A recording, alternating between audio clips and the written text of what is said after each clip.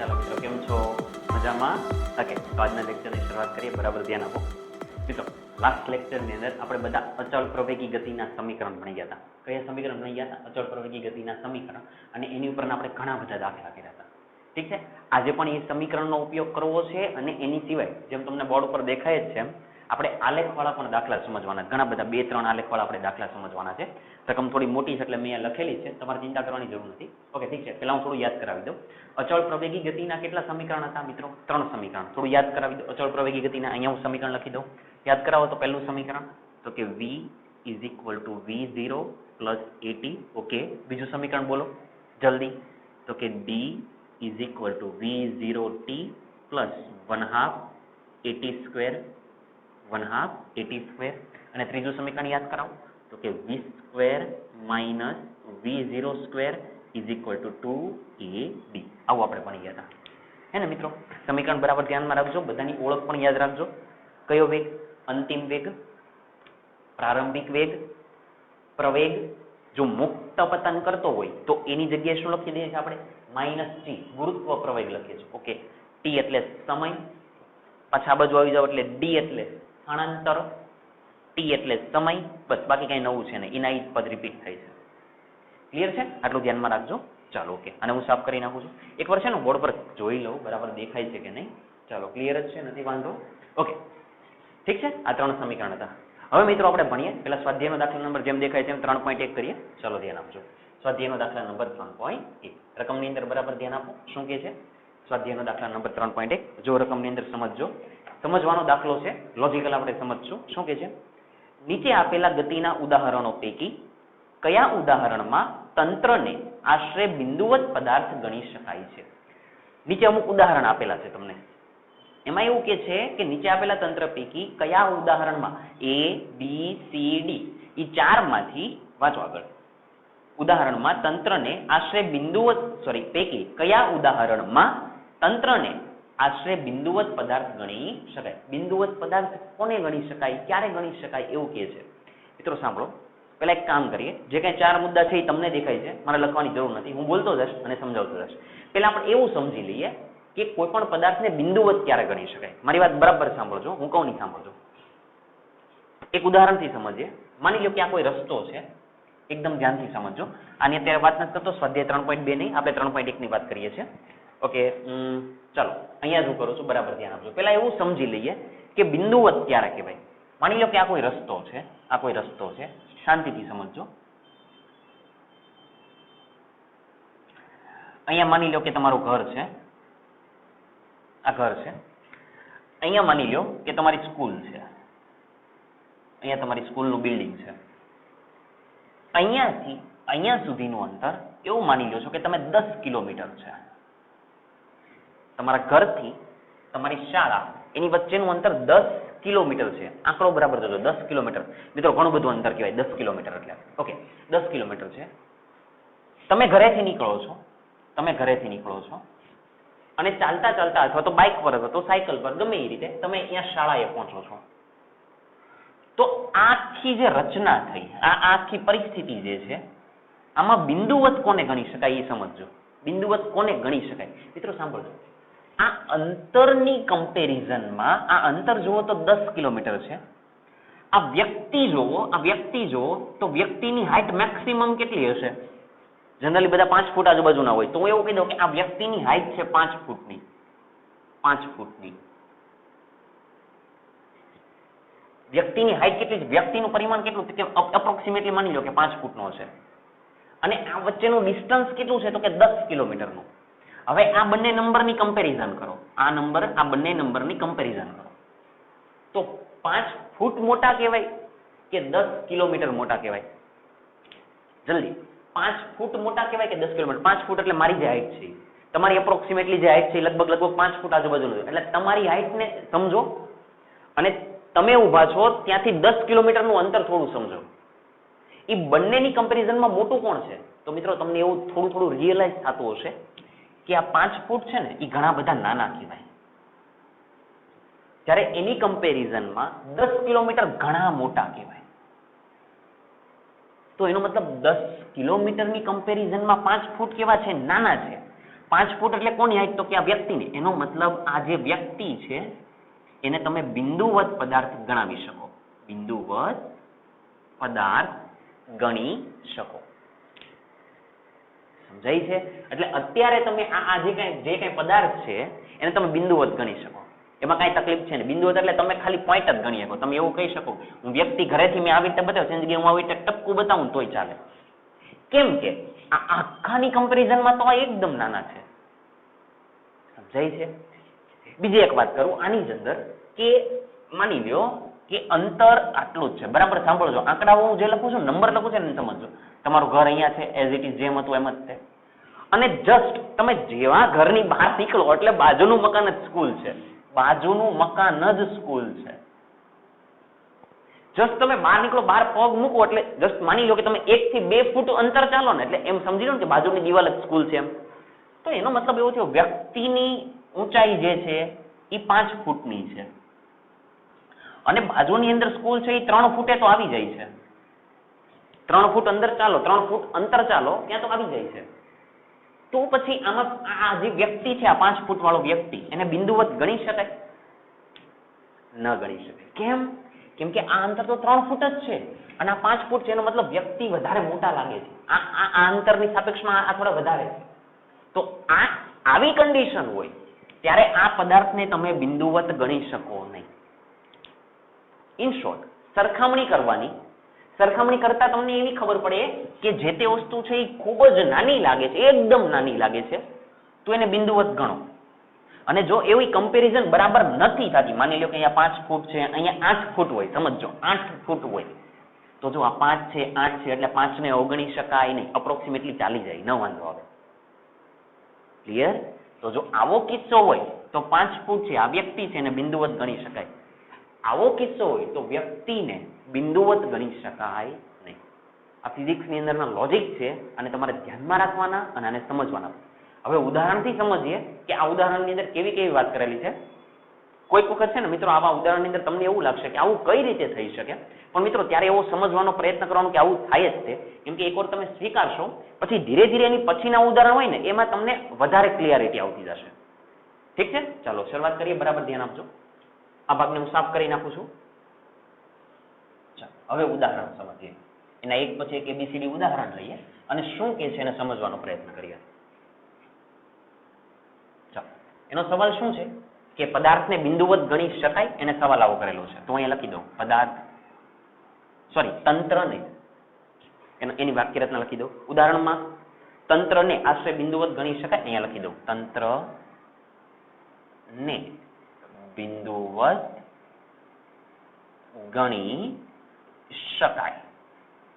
આગળ શબ્દ છે કયા તંત્રને, કયા તંત્રને એટલે આપણે ABCD લખી દઉં. અહીંયા માની લો કે હું A લખી દઉં, અહીંયા B લખી દઉં, અહીંયા C લખી દઉં અને અહીંયા D લખી દઉં. મિત્રો હું શું કરીશ ખબર? જો બિંદુવત ગણાતું હશે તો ખરાની નિશાની કરીશ, નહીં ગણાતું હોય તો ખોટાની નિશાની કરીશ. સવાલ તો એનો જ છે કયા તંત્રને બિંદુવત ગણી શકાય. સવાલ તો એનો જ છે. 4 ઉદાહરણની અંદર તમને એમ થાય કે પહેલામાં બિંદુવત છે તો અહીંયા ખરાની નિશાની કરીશ, તમને બીજામાં એમ થાય કે નથી તો અહીંયા ખોટાની નિશાની કરીશ. ક્લિયર? ચાલો હવે વાંચીએ.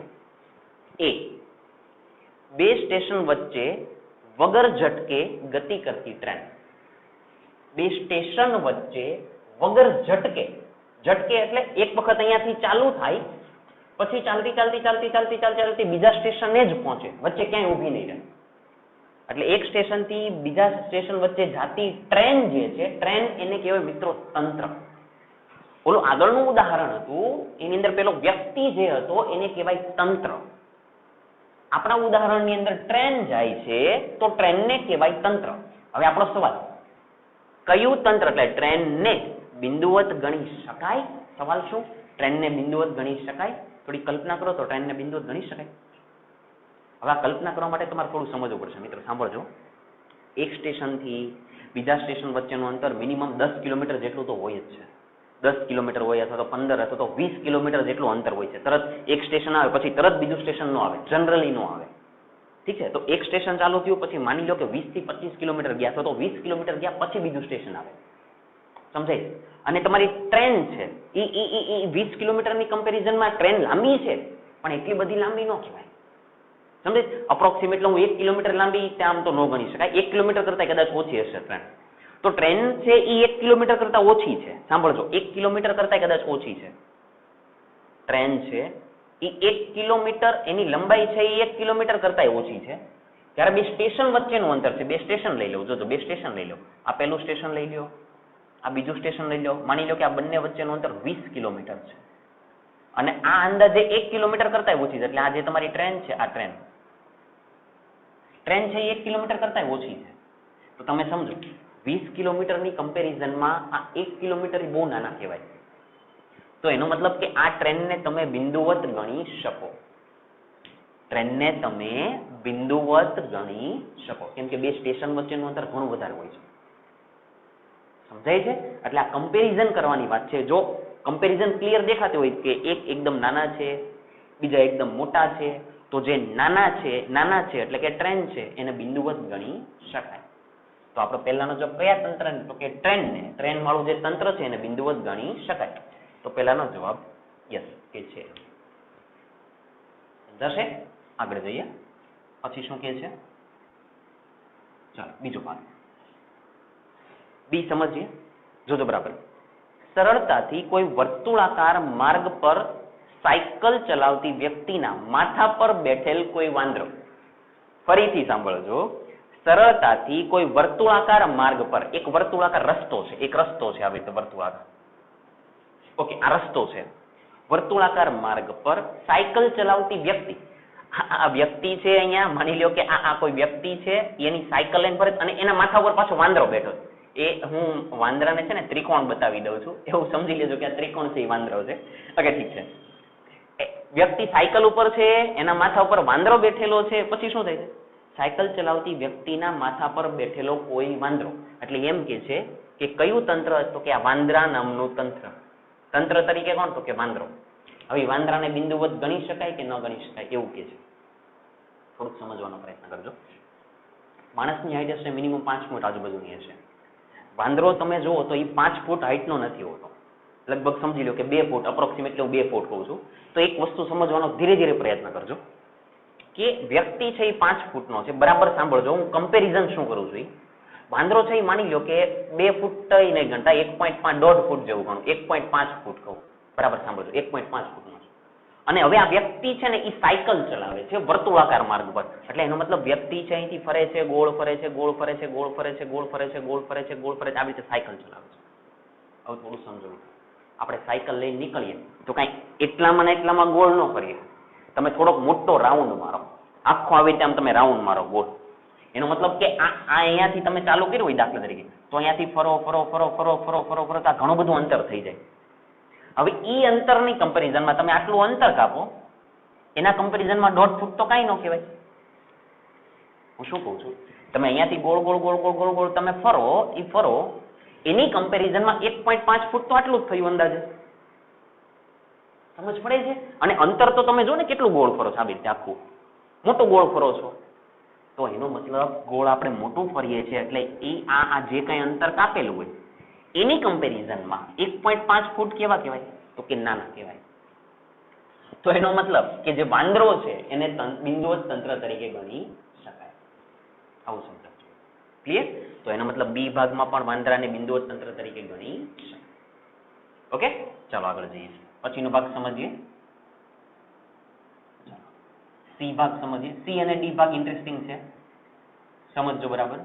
ચાલો સી ભાગ સમજીએ. ઓકે, વાંચો સી ભાગ. જમીન પર અથડાઈને તીવ્ર વળાંક લેતો સ્પિન થતો ક્રિકેટનો દડો. ફરીથી, જમીન પર અથડાઈને તીવ્ર વળાંક લેતો સ્પિન થતો ક્રિકેટનો દડો. મિત્ર સાંભળજો, ઘણી વખત આપણે બોલ નાખીએ ને ત્યારે તમે આંગળી આવી રીતે ફેરવીને બોલ નાખો ત્યારે બોલ પીચ પડે પછી થોડો સ્પિન થાય એટલે આમ ક્રોસ થઈ જાય છે. જેવી પીચ પડે એટલે જેમ સીધો જતો એની જગ્યાએ થોડો ક્રોસ થઈ જાય. ઓકે, તો સ્પિન થતો બોલ જે છે અથવા તો દડો જે છે, શું તમે એને બિંદુવત તંત્ર કહી શકો? મિત્રો આ સમજવા માટે થોડુંક સમજજો. માની લો કે આ તમારી જમીન છે. બરાબર સાંભળજો. જમીન પર અથડાઈને સ્પિન થતો બોલ જે છે એને શું તમે બિંદુવત તંત્ર તરીકે લઈ શકો? તો મિત્રો સાંભળજો, કે અહીંયાથી તમારો બોલ આવે છે, બોલ સ્પિન થતો આવે છે, ગોળ ફરતો આવે છે.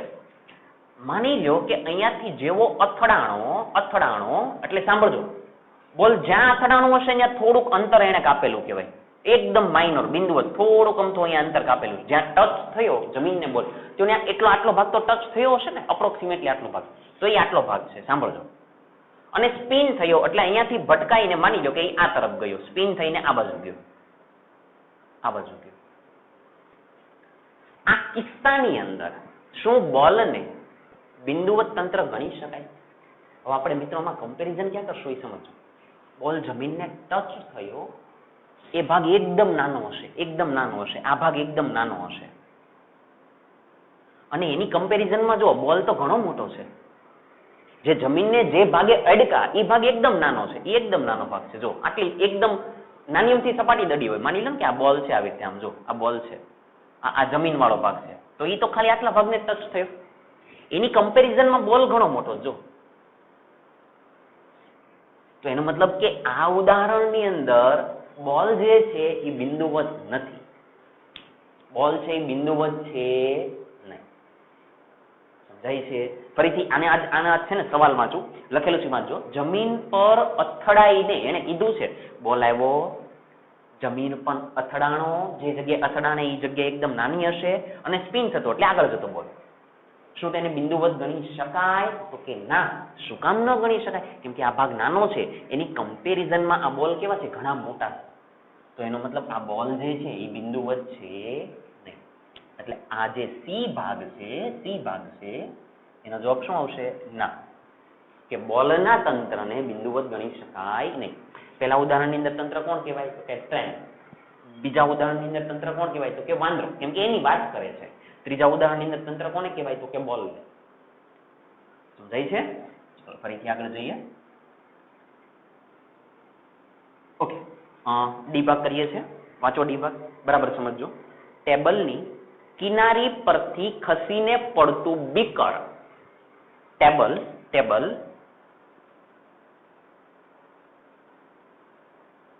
માની લો કે આ કોઈ ટેબલ છે, આ સપાટી છે. ટેબલની કિનારી પરથી ખસીને પડતું બીકર, એટલે ટેબલની કિનારી ઉપર એક બીકર પડેલું. સાંભળજો બરાબર મિત્રો. ટેબલ છે, આ એની કિનારી ઉપર બીકર છે. ચાલો છે, વાંધો નથી, આવી રીતે બતાવી દઉં. આ બીકર છે, માની લો કે આ બીકર છે, ટેબલની કિનારી પર પડેલું છે અત્યારે. ફરીથી સેન્ટેન્સમાં છું. ટેબલની કિનારી પરથી ખસીને પડતું બીકર. માની લો કે આ થોડાક ખસ્યા, હવે એ અહીંયા છે. જોજો, સાંભળજો, મારી વાત બરાબર સમજવાનો પ્રયત્ન કરજો. એ અહીંયા છે, એ ખસી થોડાક અમથા ખસે અને પડી જાય છે. થોડાક ખસે અને પડી જાય, થોડાક ખસી જાય એટલે મિનિમમ તમે સમજો ને કે ટેબલ ઉપર તમે બીકરને મૂકેલું હોય અને તમે એકદમ કિનારી ઉપર હોય તો તમે એને થોડોક ધક્કો મારો તો એ નીચે પડી જશે. તો થોડોક ધક્કો માર્યો એટલે એને થોડુંક જ અંતર કાપ્યું. મિત્રો માની લો કે લગભગ આટલું જ અંતર કાપ્યું, આટલું જ તે મારી માર્કર દેખાય છે એટલું તે, એટલે આટલું જ તે. તો જો એને અંતર આટલું કાપ્યું, આટલું, અને નીચે પડ્યું, આ નીચે પડ્યું અને માની લો કે તૂટી ગયું. શું આ ઉદાહરણની અંદર આ બીકરને બિંદુવત ગણી શકાય? સમજીને જવાબ આપો. આ બીકરને બિંદુવત ગણી શકાય? થોડું સમજીએ મિત્રો. આ બીકર હશે, એની હાઈટ મિનિમમ આટલી તો હશે જ ને, કદાચ આટલી, એટલે માની લો કે 7 થી 8 સેન્ટીમીટર જેવી થઈ ગઈ. આટલી એટલે 7 થી 8 સેન્ટીમીટર થઈ ગઈ, અથવા તો 7 જેવું તો થઈ જ જાય છે લગભગ. 7 થી 8 સેન્ટીમીટર જેટલી થઈ ગઈ, એટલે બીકર આટલું છે, 7 થી 8 સેન્ટીમીટર. એની કમ્પેરિઝનમાં કિનારી ઉપરથી એકદમ કિનારી ઉપર હોય તમારું બીકર અને તમે એને ધક્કો મારો એટલે એ પડે. તો મિત્રો એ કિનારી ઉપરથી ખસે તો મિનિમમ આ નીચેનો બેઝ હશે, એનો બેઝ એ માની લો કે 2 થી 3 સેન્ટીમીટરનો તો હશે જ તે.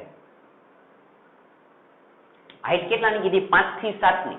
હાઈટ કેટલાની કીધી? 5 થી 7 ની. એટલે મિત્રો સમજો, 7 સેન્ટીમીટર એટલે હું કમ્પેરિઝન કરું ને એને સમજો. માની લો કે હું આ 7 સેન્ટીમીટર કહું, 7 સેન્ટીમીટર કહું. કોણ? તો કે બીકરની હાઈટ. એની કમ્પેરિઝનમાં માની લો કે 3 સેન્ટીમીટર બીકર પડી ગયું. 3 સેન્ટીમીટર તો આટલું તો કહેવાય જ ને, અંદાજે આટલું તો કહેવાય જ ને, 3 સેન્ટીમીટર. કમ્પેરિઝન કરું તો જો મિત્રો, આ 3 સેન્ટીમીટર છે, આ 7 સેન્ટીમીટર છે, 7 સેન્ટીમીટરનું બીકર છે અને 3 સેન્ટીમીટરનું અંતર છે. તો મિત્રો આ બીકર જે છે એને બિંદુવત ગણી શકાય? બીકરને મિત્રો બીકરને બિંદુવત ગણી શકાય? ન ગણી શકાય. કેમ કે જો આ 7 છે અને આ 3 છે, કેમ કે તમે 3 ના અપ્રોક્સિમેટલી ડબલ કરી નાખો એટલે 7 થઈ જાય. તો એનો મતલબ અહીંયા બીકર છે એ બિંદુવત નથી, એને બિંદુવત ગણી શકાય નહીં. આવું કદાચ થયું હોત, ખાલી આ કલ્પના કરીએ છીએ કે બીકર છે એ માની લો 15 થી 20 ફૂટનું છે, 15 થી 20 ફૂટનું મોટું બીકર છે એવું માની લો, ખાલી કલ્પના કરીએ છીએ, અને પછી ટેબલ ઉપરથી પડે અને ટેબલ ઉપરથી ખસીને મને ખસી લ્યો કે માની લો કે જે ખસે છે એ 2 સેન્ટીમીટર કે 3 સેન્ટીમીટર આટલું જ ખસે, તો આ કિસ્સાની અંદર આ કિસ્સામાં નો જ કહેવાય, કેમ કે બીકરની હાઈટ તો તમે જો કેટલી મોટી છે. અને એની કરતા ઊંધું વિચારો, એકદમ નાનો બીકર લઈ લો, એકદમ નાનો બીકર, એકદમ નાનો, અને પછી પડે તો એને બિંદુવત કહેવાય, કેમ કે બીકર જ એકદમ નાનું છે. સમજાય છે? એટલે આ કિસ્સાની અંદર આ જે બીકર છે એને બિંદુવત ગણી શકાય નહીં, કેમ કે બીકરની હાઈટ જો આટલી છે અને ખસેલું અંતર આટલું છે. અંદાજે કહું છું, બધા આંકડા ફિક્સ આંકડા નથી, અંદાજે કહું છું. તો એનો મતલબ કે બીકર એ બિંદુવત પદાર્થ નથી. ઓકે, તો આખું સમજણનું હતું, ધીરે ધીરે સમજાશે આ બધી વસ્તુ શું કહેવા માંગે છે. ઓકે, ક્લિયર છે? પહેલું ઉદાહરણ, સોરી પહેલો સ્વાધ્યાયનો દાખલો પૂરો. ચાલો બીજો સ્વાધ્યાયનો દાખલો કરીએ. બરાબર ધ્યાન આપો, એકદમ ઇન્ટરેસ્ટિંગ છે. પહેલા તો આ બધું લખેલું છે ને એને આપણે સમજવું છે. ચાલો ઠીક છે, હું વાંચતો જાઉં છું, રકમ વાંચું.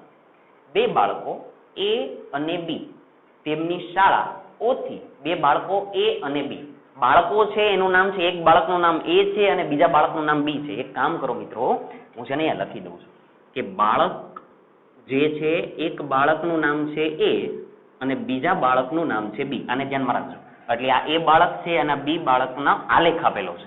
એ પછી આ વાત કરીએ. પહેલા બાળક એક A છે ને એક B છે, એટલે 2 બાળક છે. આગળ જો, તેમની શાળા O થી અનુક્રમે તેમના ઘર P અને Q પર જઈ રહ્યા છે. આખી વાક્ય રચના ફરીથી વાંચું. શું કહે છે? 2 બાળકો A અને B તેમની શાળા O થી અનુક્રમે તેમના ઘર P અને Q પર જઈ રહ્યા છે. 2 બાળકો પહેલા ક્યાં છે? તો કે શાળાએ છે. શાળા O થી, એટલે એનો મતલબ એની શાળાનું નામ શું છે? તો કે O. શાળાનું નામ શું છે? તો કે O. ઓકે, રસ્તો લઈ લઉં, સાંભળજો, આ રસ્તો લઈ લઉં.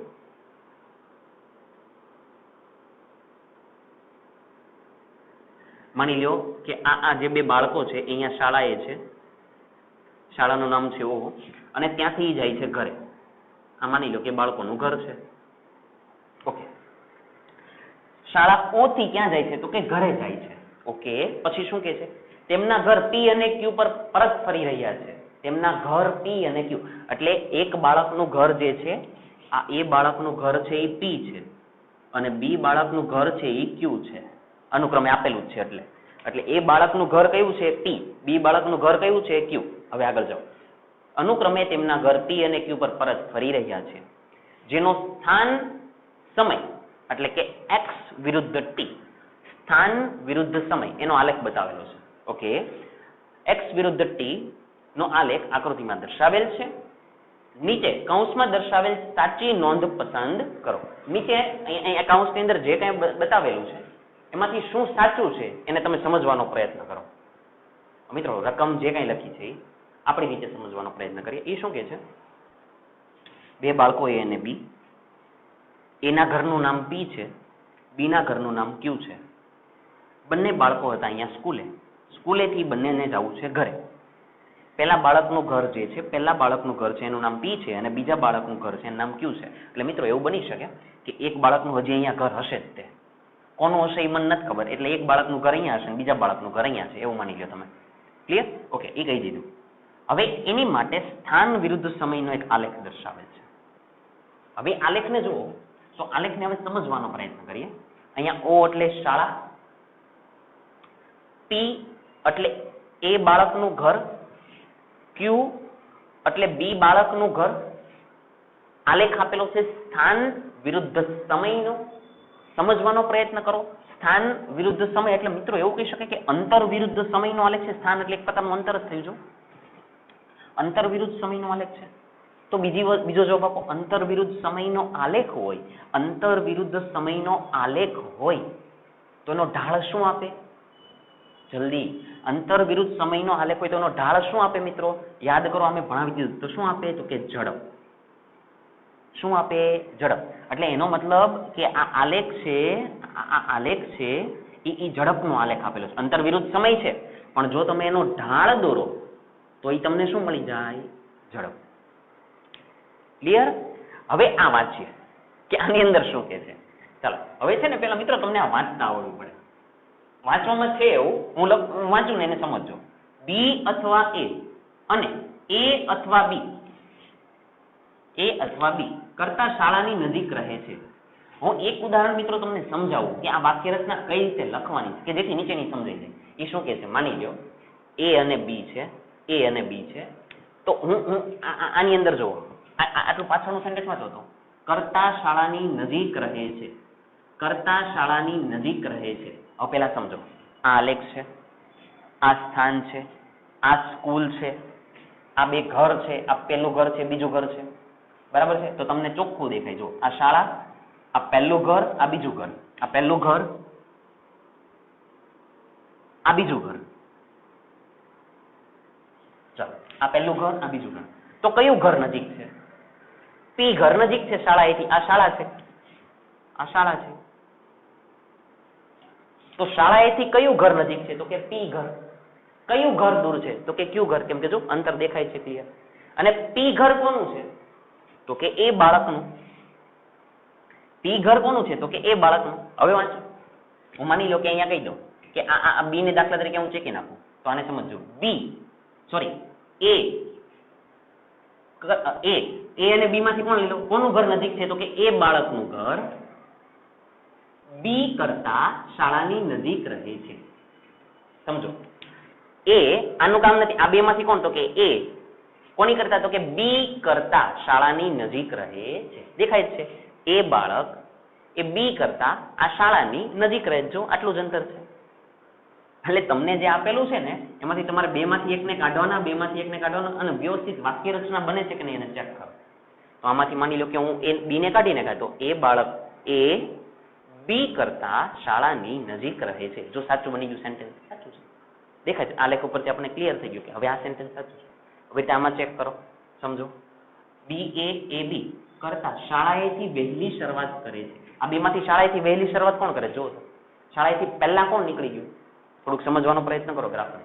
આ આલેખની અંદરથી મને સમજાવજો કોણ પહેલા નીકળી ગયું. જો કે આ સમયનો આલેખ છે. જો તો અહીંયા માની લો કે t બરાબર 0 કહું, તો અહીંયા માની લો કે t બરાબર 5 સેકન્ડ કહી દો. અંદાજે કહું છું 5 સેકન્ડ. અહીંયા t બરાબર 0 સેકન્ડ કહું, અહીંયા t બરાબર 5 સેકન્ડ કહું. તો જો 0મી સેકન્ડે એ બાળક નીકળી જાય છે અને એની 5 સેકન્ડ પછી કયો બાળક નીકળે છે? બી. જો એટલે પહેલા કોણ નીકળી ગયું? તો કે એ. તો હવે જો એ બી કરતા શાળાએથી વહેલી શરૂઆત કરે છે. થઈ ગયા? દેખાય છે આલેખમાં. જો પહેલા કોણ નીકળી ગયા? એ. અને એની 5 સેકન્ડ પછી કોણ નીકળ્યા છે? બી. તો અહીંયા જો આને મેં ચેકી નાખ્યા, તો અહીંયા શું થઈ ગયા કે એ બી કરતા શાળાએથી વહેલી શરૂઆત કરે છે. હવે સાચું છે. ક્લિયર? ચાલો પછીનો ભાગ સમજીએ. આને સમજીએ. આને નથી વાંચતો. કરતા વધારે ઝડપથી ચાલે છે. કરતા વધારે ઝડપથી ચાલે છે. એવું પૂછે છે આમાં કોણ વધારે ઝડપથી ચાલે છે? આલેખ જો કોણ વધારે ઝડપથી ચાલે છે? મિત્રો સમજો, જેનો ઢાળ વધારે એની ઝડપ વધારે. એમ કે અંતર વિરુદ્ધ સમયનો આલેખ શું આપે? સમયનો આલેખનો ઢાળ શું આપે? તો કે ઝડપ. તો એનો મતલબ જેનો ઢાળ વધારે એની ઝડપ વધારે. ચેક કરો તો કોનો ઢાળ વધારે લાગે છે? જો આનો ઢાળ આટલો છે, આટલો બેન્ડ થયેલા છે અને એની જગ્યાએ આટલા છે.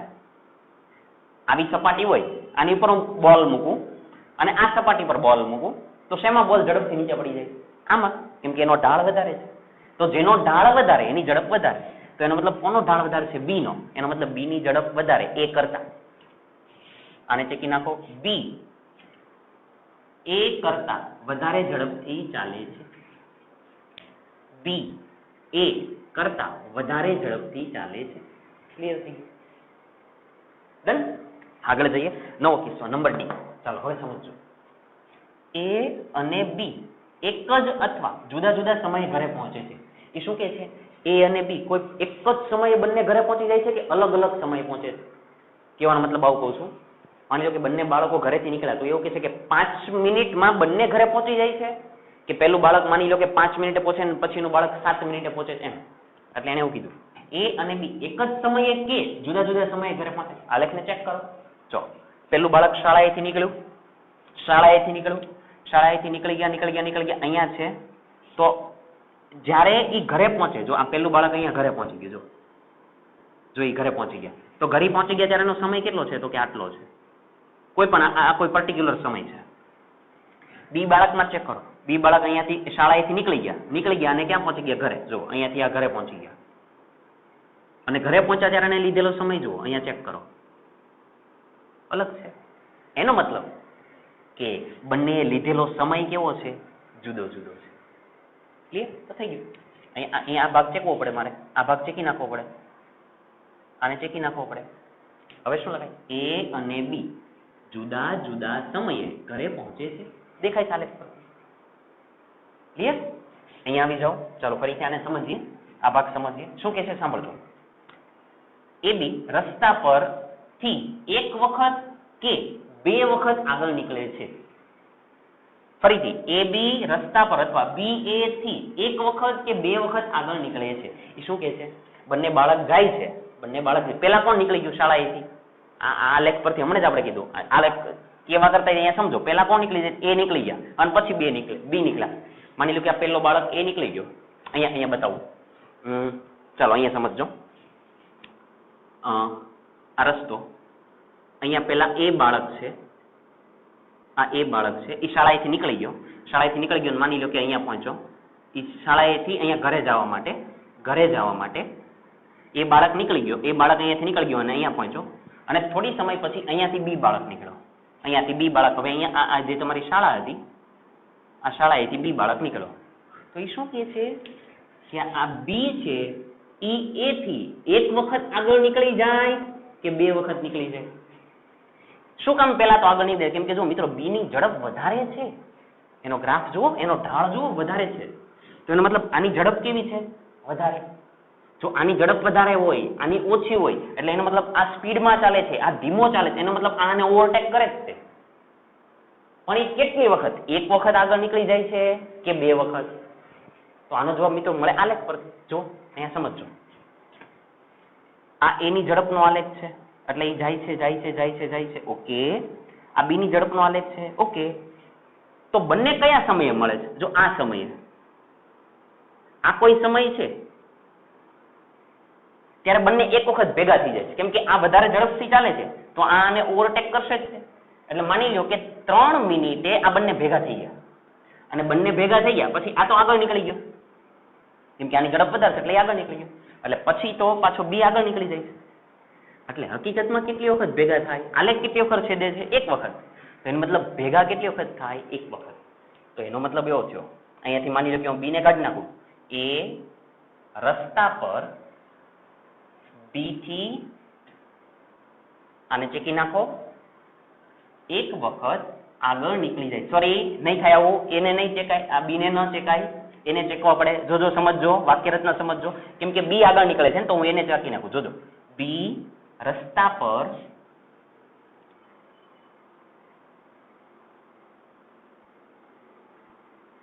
ચાલો, બી રસ્તા પર એ થી એક વખત આગળ નીકળી જાય છે. બી રસ્તા પર એ થી એક વખત આગળ નીકળી જાય છે. હવે બરાબર છે, સમજાય છે મિત્રો? જો એમ જોવા જાવ તો ખાલી સમજવાનું છે કે તમારામાંથી કઈ રીતે વાક્ય રચના સેટ થાય અને એ આલેખને જોતો જવાનો અને જવાબ આપવાનો. આવડશે? ન સમજાય તો મિત્રો ફરીથી રિવાઇઝ કરીને જોજો. રિવાઇઝ કરીને જોશો એટલે તરત આઈડિયા આવી જશે. ખાલી સમજૂતીના દાખલા છે પણ તમને સમજાવવા જોઈએ. અને મગજની અંદર આ ક્લિયર રાખો. સ્થાન વિરુદ્ધ સમયનો આલેખ હોય તો એનો ઢાળ શું આપે? તો કે ઝડપ. સ્થાનાંતર વિરુદ્ધ સમયનો હોય તો મિત્રો સ્થાનાંતર વિરુદ્ધ બોલું તો આપણે શું શબ્દ બોલાય? વેગ. યાદ છે ને? આને ધ્યાનમાં રાખજો. ઓકે. પણ અહીંયા કીધું છે સ્થાન વિરુદ્ધ સમય. તો એનો આલેખ શું આપે? તો કે ઝડપ. એટલે જો આની અંદર ઝડપ એવું લખેલું છે, કોઈ જગ્યાએ અહીંયા જો લખેલું ઝડપ. ક્લિયર? ચાલો આગળ જઈએ. બોર્ડ પરથી કોપી કરી નાખો. ચાલો, એકદમ ક્લિયર દેખાય છે મિત્રો. આપણે 3.1 કર્યા, 3.2 કર્યા. હવે આપણે કરી છે સ્વાધ્યાયનો દાખલા નંબર 3.3. ચાલો ધ્યાન આપજો. સરસ મજાનો દાખલો છે. આની અંદર આપણે આલેખ જ દોરવાનો છે. આજે લગભગ મેં બધા આલેખવાળા જ દાખલા લીધા છે. ચાલો કરીએ.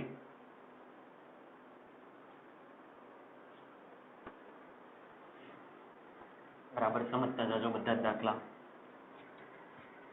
સ્વાધ્યાયનો દાખલા નંબર 3.3. ચાલો રકમની અંદર ધ્યાન આપો શું કે છે, આરામથી સમજજો. આલેખ આપણે દોરતા શીખવાનું છે. બરાબર સમજીએ. એક મહિલા સવારે 9 કલાકે પોતાના ઘરેથી 2.5 કિલોમીટર દૂર આવેલા પોતાના કાર્યાલય પર 5 કિલોમીટર પ્રતિ કલાકની ઝડપે સીધી સડક પર ચાલીને જાય છે. આખી રકમને સમજતા જઈએ. એક મહિલા સવારે 9 કલાકે પોતાના ઘરેથી નીકળે છે.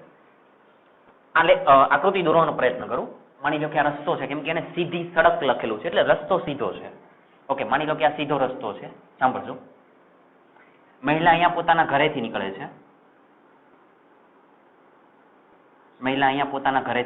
છે.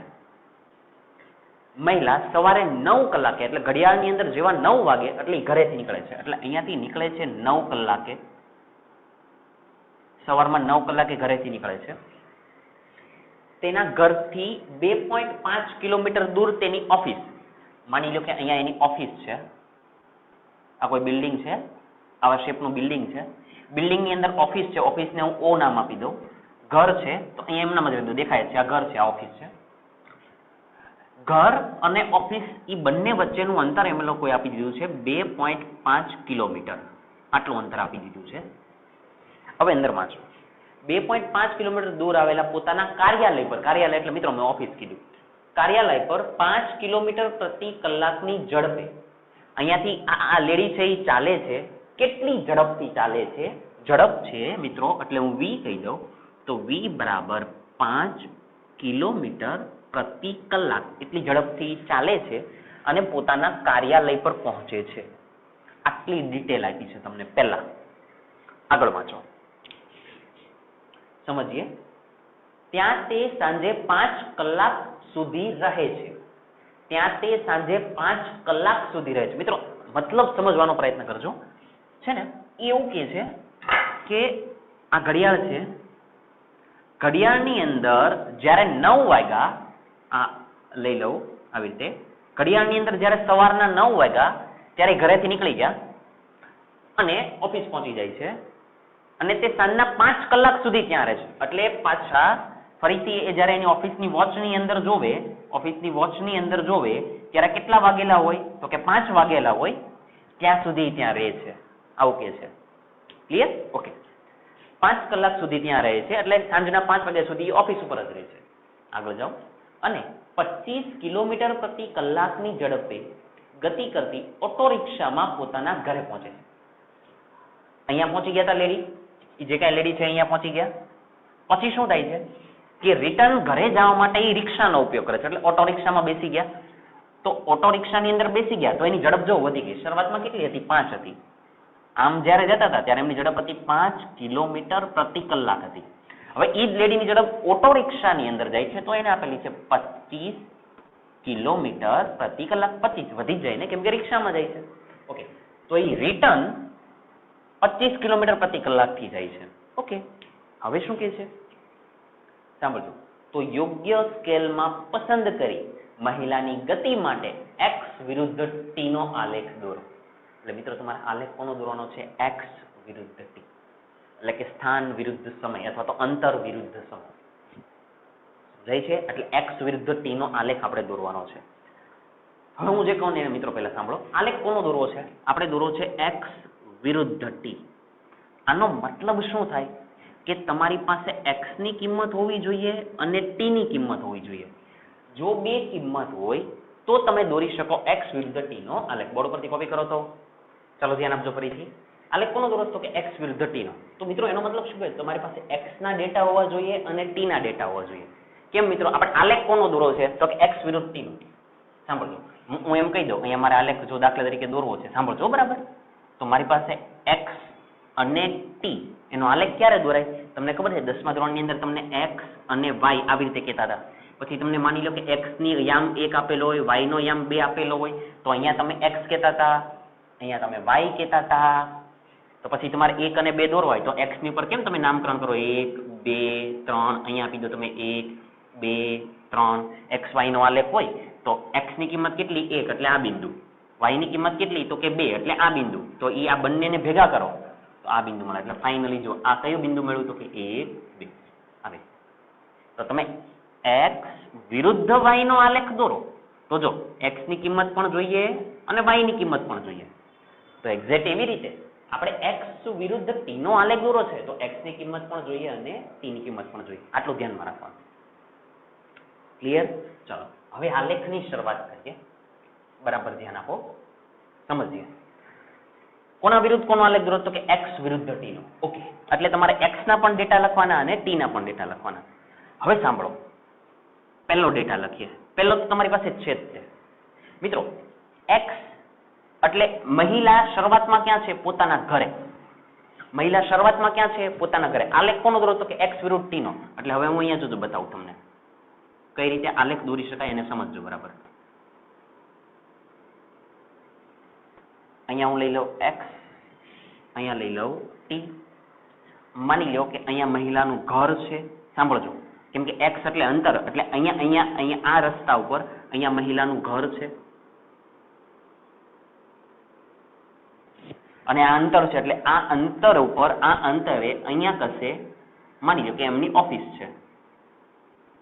ઓફિસ છે એટલે OFC લખી દીધું કે ઓફિસ છે. હવે સમજો, ઘર અને ઓફિસ વચ્ચેનું અંતર કેટલું છે તો કે 2.5 કિલોમીટર. એનો મતલબ અહીંયાથી અહીંયા સુધીનું અંતર કેટલું છે તો કે 2.5. તો મિત્રો અહીંયા હું આવી બતાવી દઉં કે અહીંયા છે 2.5 કિલોમીટર. એટલે કે અહીંયા ઓફિસ છે, આ ઓફિસ છે અને અહીંયા મહિલાનું ઘર છે. અહીંયા છે ને OFC જ લખો કેમ કે કન્ફ્યુઝન પછી નહીં થાય. OFC એટલે કે આ ઓફિસ છે અને અહીંયા ઘર છે તો આને ઉગમ બિંદુ તરીકે O કહી દો. તો થોડું સમજો, મહિલા ઘરેથી કેટલા વાગે નીકળી? 9 વાગે. એટલે સમય થયો 9 કલાક. ક્યાંથી નીકળી તો કે ઘરેથી નીકળી. ઘરેથી નીકળે તો એને પ્રારંભિક સ્થાન કહી દો એટલે x બરાબર 0. એટલે ઘરેથી નીકળી 9 કલાકે. કયા સ્થાનેથી તો કે ઘરેથી. ઘરેથી હજી કાંઈ ચાલી જ નથી તો એને કેટલું અંતર કાપ્યું કહેવાય તો કે 0. જો આ પહેલો ડેટા મળી ગયો. બીજો ડેટા સમજો. ચાલો પહેલો ડેટા આની અંદર બતાવજો. x ની કિંમત 0. આમાં x ની કિંમત 0 ક્યાં છે તો કે અહીંયા. t ની કિંમત કેટલી તો કે 9. તો એનો મતલબ શું થયો મિત્રો? 9. તો એક કામ કરો, t ની કિંમત થઈ 9 એટલે અહીંયા માની લો કે હું 9 કલાક કહું, અહીંયા માની લો કે હું 10 કલાક કહું, અહીંયા માની લો કે 11 કલાક કહું, અહીંયા 12 એટલે બપોરના 12 વાગ્યા, પછી આ બપોરનો 1, પછી 2, પછી 3, પછી 4, પછી 5 અને પછી 6. મેં શું કામ અહીંયા સુધી કર્યું? એનું કારણ શું? કલાક બતાવ્યો છો. 9 કલાક, 10 કલાક, 11 કલાક, 12 કલાક, 1, 2 એવી રીતે. એટલે બપોરના 12 વાગ્યા પછી 1, 2, 3, 4, 5, 6 સુધી ગયો. કેમ? કેમ કે મહિલા ઓફિસ ઉપર કેટલા વાગ્યા સુધી રહે તો કે 5 વાગ્યા સુધી. એટલે મેં 5 બતાવ્યા અને 1 વધારે લઈ લીધા એટલે 6. ક્લિયર? ચાલો હવે x ની કિંમત 0, x ની કિંમત 0 એટલે અહીંયા. t ની કિંમત 9, t ની કિંમત 9 એટલે મેં અહીંયા જ 9 લીધા એટલે પહેલું બિંદુ મળી ગયું આ. હવે આગળ જાઓ. હવે શું કરવાનું? મહિલા ઘરેથી કેટલી ઝડપથી નીકળી હતી જુઓ તો કે 5 કિલોમીટર પ્રતિ કલાકની ઝડપથી નીકળી હતી એટલે v. ઓકે, કેટલા વાગે નીકળી હતી તો કે 9 વાગે નીકળી હતી. અને કેટલું એને અંતર કાપ્યું તો કે 2.5 કિલોમીટર અંતર કાપ્યું. સર કેવા શું માંગો છો? મારી વાત બરાબર સાંભળો. આપણને ખબર છે કે આપણે આવું લખીએ છીએ, ઝડપ બરાબર અંતર છેદમાં સમય. આપણે એમ કહીએ છીએ કે મહિલા ઘરેથી 9 વાગે નીકળી તો ત્યાં ઓફિસે કેટલા વાગે પહેલા પહોંચી એ આપણે સમજવું પડે. ઓફિસે કેટલા વાગે પહોંચી, કેટલા વાગે એટલે સમય શોધવો પડે. તો સમય બરાબર અંતર છેદમાં ઝડપ. એને અંતર કેટલું કાપ્યું મહિલાએ ઓફિસ પહોંચવા માટે તો કે 2.5 કિલોમીટર. તો કે 2.5 કિલોમીટર છેદમાં સમય શોધવો છે. સમય શોધવો છે તો હવે ઝડપ જુઓ. ઝડપ કેટલી ઝડપથી જાય છે તો કે 5 કિલોમીટર પ્રતિ કલાક. એટલે અહીંયા લખી દો 5 કિલોમીટર પ્રતિ કલાક એટલે કલાક જતા રહ્યા ઉપર, કિલોમીટર કેન્સલ. આનું સાદુરૂપ આપી દો તો કે 25/10 ગુણ્યા 5 કલાક. 5 5 25 એટલે આ કેટલા થયા 0.5 કલાક. મિત્રો 0.5 કલાક એટલે સમજજો 1/2 કલાક એવું કહેવાય? આ તો અડધો કલાક કહેવાય મિત્રો. અડધો કલાક એટલે 30 મિનિટ. એનો મતલબ શું થયો કે મહિલા ઘરેથી નીકળી અને 30 મિનિટની અંદર ઓફિસ પહોંચી ગઈ. ઘરેથી કેટલા વાગે નીકળી હતી? 9 વાગે. તો 30 મિનિટ પછી એટલે 9:30 ક્યાં પહોંચી ગઈ? ઓફિસ ઉપર. 9:30 ઓફિસ પર. 9:30 એટલે અહીંયા, કેમ કે 9 અને 10 ની વચ્ચે એટલે 9:30. ક્યાં પહોંચી ગઈ? ઓફિસ પહોંચી ગઈ. ઓફિસ એટલે એની ક્યાં છે? 2.5 કિલોમીટર ઉપર. 2.5 કિલોમીટર વાળું બિંદુ એટલે આ બિંદુ. આ બિંદુ. હવે આ બંનેને તમે આમ ભેગા કરો તો આ બિંદુ મળે. તો એનો આલેખ જો આવો થયો. આવો. એટલે આલેખ ઉપરથી ને ખબર પડી જાય કે મહિલા 9 વાગે ઘરેથી નીકળી, 9:30 એની ઓફિસ પર પહોંચી ગઈ. પછી શું થયું? પછી એને એવું કીધું અહીંયા પહોંચી ગઈ. પછી સાંજના 5 વાગ્યા સુધી તે ત્યાં રહે છે. સાંજના કેટલા વાગ્યા સુધી? 5 વાગ્યા સુધી ત્યાં જ રહે છે. 5 વાગ્યા સુધી એટલે 9 થી 10, 10 થી 11, 11 થી 12, 12 થી 1, 1 થી 2, 2 થી 3, 3 થી 4, 4 થી 5. 5 વાગ્યા સુધી ક્યાં રહે છે? ઓફિસ પર જ તે. તો એનો મતલબ એ તો ઓફિસ પર જ રહે છે એટલે અહીંયા બધે ઓફિસ જ છે. અત્યારે ઓફિસ પર જ છે, હજી ઓફિસ પર જ છે, ઓફિસ પર જ છે. કેટલા વાગ્યા સુધી? 5 વાગ્યા સુધી. એટલે આ બિંદુ લઈ લો અહીંયા સુધી, અહીંયા સુધી. આ 5 ને અનુરૂપ એટલે આ બિંદુ. એટલે હજી અત્યારે ક્યાં છે? એ ઓફિસ જ છે. એટલે એનો મતલબ કે તમે 10 વાગે ચેક કરો તો મહિલા ક્યાં હોય? ઓફિસ પર. 11 વાગે તો કે ઓફિસ પર. 4 વાગે તો કે ઓફિસ પર. 5 વાગે તો કે ઓફિસ પર. જો દેખાય છે આવું. એટલે 5 વાગ્યા સુધી મહિલા ઓફિસ પર જ છે. હવે સાંભળો, 5 વાગે એ ત્યાંથી નીકળે છે અને ઓટો રિક્ષાની અંદર બેસે છે અને 25 કિલોમીટર પ્રતિ કલાકની ઝડપે ઘરે પહોંચે છે. તો આપણે શું શોધશું કે એને ઘરે પહોંચવા માટે કેટલો સમય લાગ્યો? કેમ કે હવે એ રિક્ષામાં જાય છે તો હવે ઘરે પહોંચવા લાગતો સમય. આ મિત્રો કયો સમય મળે છે તમને? ઓફિસ પહોંચવા લાગતો સમય. અને હવે કયો? ઘરે પહોંચતા લાગતો સમય. તો એને હું છે ને આ બાજુ બતાવી દઉં. ચાલો, ઘરે પહોંચતા લાગતો સમય. ચાલો, આની આપણે અત્યારે જરૂર નથી એટલે આને હું કાઢી નાખું. પહેલા આપણે આ ભાગ કર્યો છે, હવે આ ભાગ કરીએ છીએ. ઘરે પહોંચતા લાગતો સમય. મિત્રો સમય એટલે તો કે અંતરના છેદમાં ઝડપ. તો અહીંયા લખી દો અંતર, અહીંયા લખી દો ઝડપ. ચાલો, અંતર તો કેટલું આપશે અહીંયાથી અહીંયાનું? તો કે એ તો 2.5 કિલોમીટર જ થાય. તો લખી નાખો 2.5 કિલોમીટર. ઝડપ કેટલા છે? તો કે 25 કિલોમીટર પર કલાક. જોજો 25 કિલોમીટર પર કલાક. કલાક ક્યાં જતા રહ્યા? તો કે ઉપર. તો આ કેન્સલ. તો આ જો 25 એટલે આને આવું લખાય. જોજો બરાબર 2, 5, 10, 25 h કલાક. કેમ કે પોઈન્ટ ખસેને બોલે નીચે 10 આવ્યા. તો જો 25 કેન્સલ. તો થયા 0.1 કલાક. હવે આ હું કાંઈ ખબર પડે નહીં. 0.1 કલાક એટલે શું? મિત્રો એક કામ કરીએ, જ્યારે ન સમજાય તો કલાકને ફેરવી નાખો મિનિટમાં. કલાકને ફેરવી નાખો મિનિટમાં. સમજો તો 1 કલાક બરાબર 60 મિનિટ. આપણને આવી ખબર પડે છે. 1 કલાકની અંદર કેટલી મિનિટ? તો કે 60 મિનિટ. તો મિત્રો h ની જગ્યાએ શું લખી દે? તો કે 60. તો આને શું કહેવાય? 0.1 ગુણ્યા 60 મિનિટ. કેમ કે h અહીંયા કાંઈ ન કહું તો h જ કહેવાય ને. h બરાબર 60 મિનિટ, 1 કલાક એમ. તો h ની જગ્યાએ મૂકી દે 0.60 મિનિટ. આનું સાદુરૂપ આપો તો થોડું આરામથી સમજાઈ જાય. જોજો 0.1 એટલે 1/10 ગુણ્યા આ કેટલા? તો કે 60. 0 કેન્સલ, 0 કેન્સલ. તો ઇઝ ઇક્વલ ટુ 6 મિનિટ. એનો મતલબ મહિલા અહીંયાથી ઘરે 6 મિનિટમાં પહોંચી જાય. અહીંયાથી ઘરે 6 મિનિટમાં પહોંચી જાય. એનો મતલબ શું થયો મિત્રો? કે એ 5 વાગે નીકળી હોય તો 5 કલાક અને 6 મિનિટ થાય એટલે સીધી ઘરે હોય. ક્યાં હોય? ઘરે. તો સાંભળજો, 5 કલાકે નીકળી, 5 કલાક ને 6 મિનિટ એટલે મિત્રો અહીંયા 5 છે, 5 કલાક ને 6 મિનિટ એટલે અહીંયા કહેવાય સમય. અને ક્યાં પહોંચી ગઈ? ઘરે. તો ઘર તો એનું અહીંયા જ છે. તો આ લેખ આવે આવી રીતે. કેમ કે ઘર જો અહીંયા આ અક્ષ પર જ છે. સમજાય છે? તો એનો મતલબ 5 કલાક. એનો મતલબ આ સમય કયો હોય? આ સમય કયો હોય? તો કે 5 કલાક અને 6 મિનિટ. ત્યારે એ ઘરે પહોંચી જાય. અને સમજો, ઘરેથી નીકળી અને આ સમય કયો હોય? તમને ખબર છે 30 મિનિટની અંદર પહોંચી, એટલે એનો મતલબ કે અહીંયા નહીં બતાવું, અહીંયા નીચે બતાવું, આ સમય કેટલો હશે? તો કે 9 કલાક અને 30 મિનિટ. એટલે 9:30 એ ઓફિસ પહોંચી જાય, 5 વાગ્યા સુધી ત્યાં જ રહે અને 5 કલાક અને 6 મિનિટ થાય એટલે 6 મિનિટમાં ઘરે આવી જાય. મિત્રો આ સમજવાનું છે.